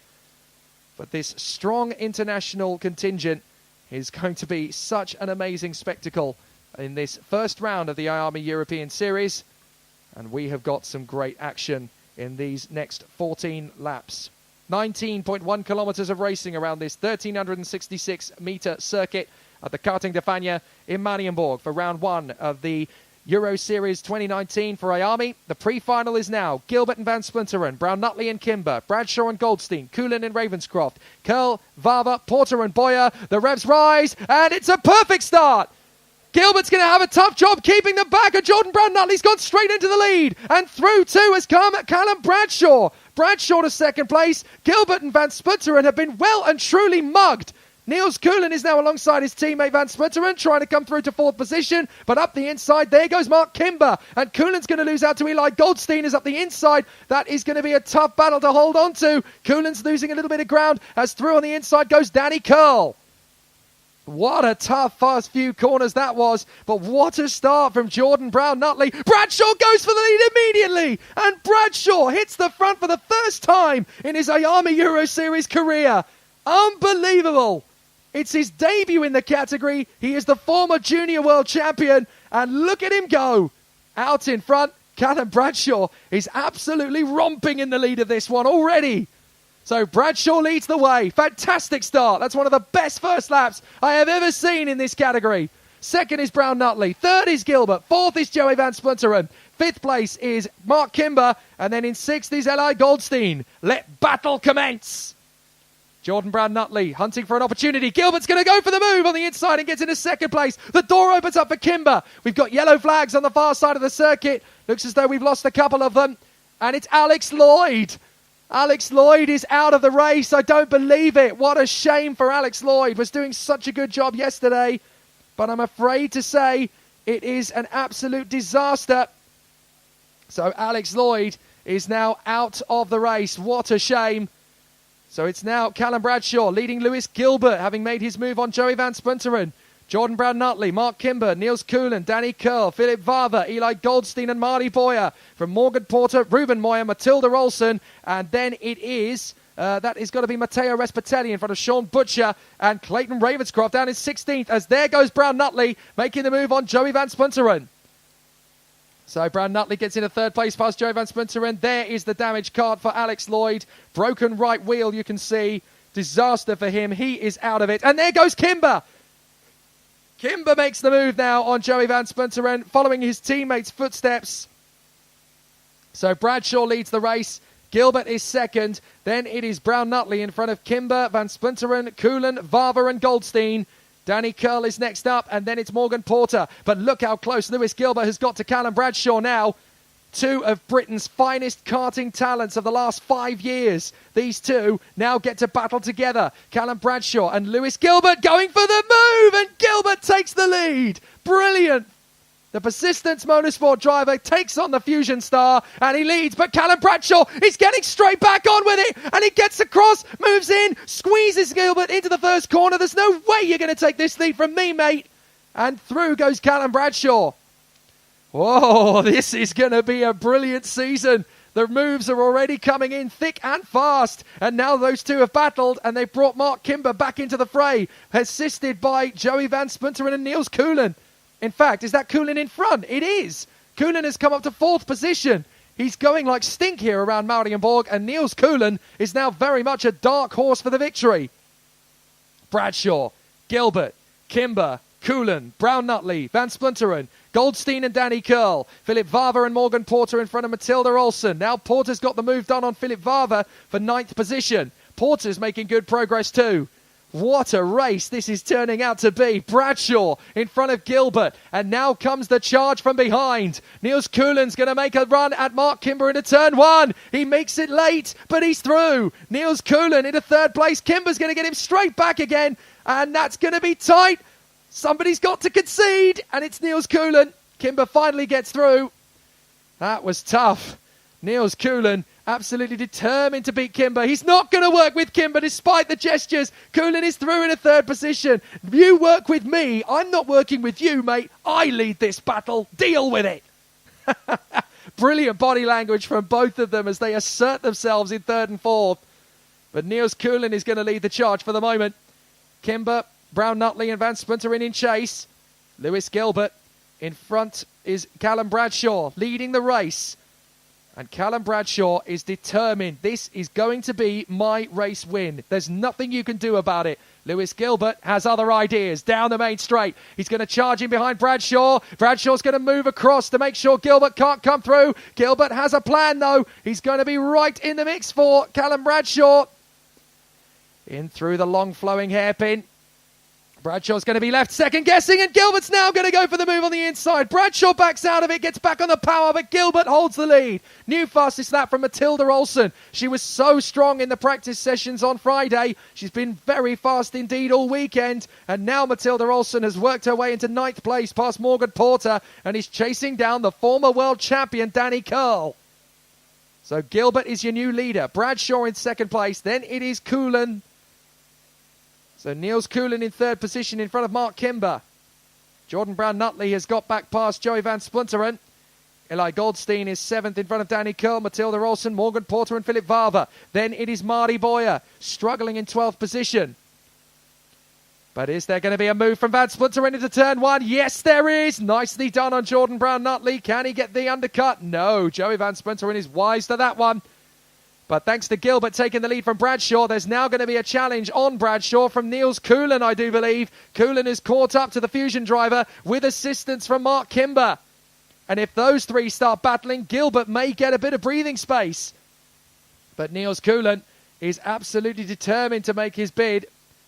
So now Bradshaw's going to have to be ultra defensive if he wants to hang on to his position. A good run this from Lewis Gilbert as he runs in front of Callum Bradshaw, Niels Keulen and Mark Kimber. Then there's a bit of breathing space between Joey Van Splunteren and then Brown-Nutley, Goldstein and Olsen. Danny Curl has succumbed to Matilda Olsen's fantastic moves around this circuit. Down the straight comes Lewis Gilbert once more. 7 down, 7 to go. Half distance, Gilbert leads from Bradshaw. What a race this is. Absolutely brilliant. Les Taylor watching on the stream. Go on, Lewis. He's working so hard here in front of Callum Bradshaw. And a really good fight this is turning into. Niels Keulen now hustling Callum Bradshaw down the short stretch, into the left. Little bit of curve on the exit to straighten the cart up for the right flick. But Gilbert and Bradshaw are having an amazing race. But Niels Keulen is the star of the show in 3rd position. What a run from the Dutchman. He's putting on a sensational show. The teacher becomes the master. Through they come again. So Gilbert, Bradshaw, Keulen. I know what I meant to say. What I meant to say there was the student becomes the teacher. But it's you're in the middle of a race. The words don't come out quite right. Out of the final turn. Gilbert, Bradshaw and Keulen. Watch for Niels Keulen, though. He's in the draft now of Callum Bradshaw. He's got a great chance. And I have a feeling there's going to... Callum Bradshaw's making a very late lunge for Gilbert. He wasn't close enough. But Keulen's now got a chance to go for Bradshaw. Bradshaw holding the line just enough to keep the place. But Bradshaw, goodness me, he's got some bravery. But up the inside comes Keulen now. Keulen through to 2nd place. Niels Keulen gets into P2. Kimber is 4th, but he's just set the new fastest lap at 56.2. Can the European champion take on the former junior world champion? It's going to be tight. But Bradshaw trying to hold on in front of Mark Kimber. They come through again. Gilbert, Keulen, Bradshaw, Kimber. Through to the left. Sweeping through into the right. And now down the short stretch through the right flick on the power and then braking for the final turn. Keep as much rhythm and momentum as you can. Kimber's going to get a lovely run off the final corner to challenge Callum Bradshaw. But Gilbert leads the way. Can Niels Coughlan keep him honest as they come down towards turn 1? 5 laps to go and Gilbert is your leader. Then it's Coughlan, Bradshaw, Kimber, Van Splinteren. Eli Goldstein's going beautifully at the moment. He's got himself back into the hunt and he's now right behind Joey Van Splinteren. Has a big lunge on Bradshaw from Kimber. Kimber gets through into third. There he is, Kimber in front of Bradshaw. Bradshaw tries to fight back. Kimber absolutely resolute. I am going to win this fight, mate. A brilliant bit of driving all the way through the field. Lots of moves and lots of progress from several racers in the field. But Gilbert in front of Niels Coughlan with a crucial 4.5 laps to go seems to be the way this race is flowing. And the very mild-mannered, very humble, very likeable and charming Scotsman, Lewis Gilbert, out in front, is holding his nerve in front of the entirety of the Senior X30 World's Elite. Niels Coughlan in second place. Third is Kimber. Fourth is Bradshaw. And a big move coming from Goldstein on the inside of Van Splinteren with Matilda Olsen in support. And Goldstein is through. Goldstein into 5th position. We're not done yet. Eli Goldstein has still got time to close up on Kimber and Bradshaw in front. And Olsen makes the bid to get into 6th place. Good move from Matilda Olsen. Now Van Splinteren down to 7th. So with 3.5 to go in this pre-final, it is going to get very dramatic from here on in. A great race for Kimber in front of Callum Bradshaw. Goldstein is 5th, Van Splinteren is 6th, then Matilda Olsen has got past him, of course, now, so that her position has changed. Olsen now 6th and Van Splinteren 7th. But still, they race on. Incredibly, just the one retirement from this race, and that, unfortunately, was Alex Lloyd on lap 1. But with 3 laps to go, it is going to be quite an incredible race to finish us off. Gilbert holding on in front of Coughlan. Kimber. Up the inside comes Olsen to take on Eli Goldstein and makes the place. 5th position for the Swede, 18 years of age from Uppsala. She's doing an amazing job and has got past Eli Goldstein. So Olsen will now look likely to start from the inside line on the front row. Here come the comeback boys. Ravenscroft in front of Danny Curl. And they have had an amazing fight back into contention. Ravenscroft is now 8th, Curl is 9th, and Morgan Porter is 10th in front of Vava, Butcher and Boyer. Here's Bradshaw, having got back past Mark Kimber now. So Bradshaw into 3rd position on Mark Kimber. What a battle. It just does not relent. But Lewis Gilbert has got enough speed on Niels Coughlan to be comfortable going into the last 2 laps. All he's got to do is what he does best. And it should be fairly straightforward for Lewis Gilbert. He's got the lead on Coughlan, but he can't afford to back down. 3rd for Bradshaw. Kimber is 4th. Olsen in 5th position. And in 6th place, it is now Goldstein in front of Van Splinteren, Ravenscroft, Curl and Morgan Porter. There's the battle further back. We've got some good races going on. That is Caterpick battling away with Ruben Moyer and Hans Morin. And in the back there, that is Tom Fleming with Urberts Moore and Leonardo Caglioni trying to fight their way through the order as well. Some really good battles all the way through this field. It's not just at the sharp end where there's good wheel-to-wheel racing. These are the best races in the world, don't forget, at this level. And the IAME Euro Series really does attract the elite of karting excellence. So Gilbert, Coughlan, Bradshaw and Kimber, Matilda Olsen and Eli Goldstein. And they will be the top 6 as they come across the line at the end of this lap. But there's 1 lap to go and Kimber will do everything he can to get back into 3rd position. Last lap, Gilbert in front of Coughlan, Bradshaw in 3rd in front of Kimber. But is it going to be enough to hang on to? Kimber pushing hard on Callum Bradshaw. Kimber versus Bradshaw could become quite a common sight in the 2019 season as the reigning European champion battles with the former junior world champion. Callum Bradshaw hanging on, doing a fantastic job here. But Kimber is absolutely determined to come through on the inside. Bradshaw absolutely married to the inside apex through the right-hand hairpin. But Gilbert and Coughlan have been the stars of the show here, 1st and 2nd. Standout performances from them. Niels Coughlan, most improved senior of 12 months without a shadow of a doubt. But what a performance from Lewis Gilbert. The reigning junior champion continues his rise as a senior. It's a victory for Lewis Gilbert in the pre-final. Fantastic. Niels Coulin is second. Bradshaw does beat Kimber home for third, and he'll start on the inside line of the second row for the final. But Lewis Gilbert now takes the lead of the championship with his first win of the season in a point-scoring race. Unbelievable. The junior European champion is now the senior championship leader. What an amazing moment for the Dalry Diamond. I don't think he ever thought that was possible coming into this weekend. But he's just taken on world champions and European champions from around the world. Lewis Gilbert, Niels Coulin and Callum Bradshaw is your top three. Mark Kimber and Matilda Olsen in a brilliant fifth. Eli Goldstein sixth from Joey Van Spunteren and Clayton Ravenscroft. Danny Curl and Morgan Porter. Sean Butcher and Philip Varver come next in front of Marty Boyer and Harry Platten. Then it's Ruben Moyer from Tom Fleming. Hans Morin ahead of Erbelts Moore. And Leonardo Caglioni and Jordan Brown-Nutley falling all the way to 20th. Matteo Respatelli in front of Georgi Dimitrov. Nicola Pico comes back to 23rd in front of Nelson King. Dougie Bolger fights his way back to 25th from Sam Balota. Risa Shijima struggles to 27th. Then Bo Hymans, Juan Carlos Hernandez, Nick Schmidt, Manel Galofera, Jan Kalmet and Rimo Kadapik dead last in front of a very disgruntled Alex Lloyd on the grid, who retired after one lap. So what a race, what a battle it's turning out to be. And I can't wait for the main event. You're going to have to wait a little bit. There's your schedule on the live stream in front of you. The mini final, shifter final, junior final and senior final are coming up at half-hour intervals. So go and get yourself some lunch and have a bit of a breather. We'll be back in time again for more action a little bit later on. Join us for the finals of the first round of the IAME X30 Euro Series.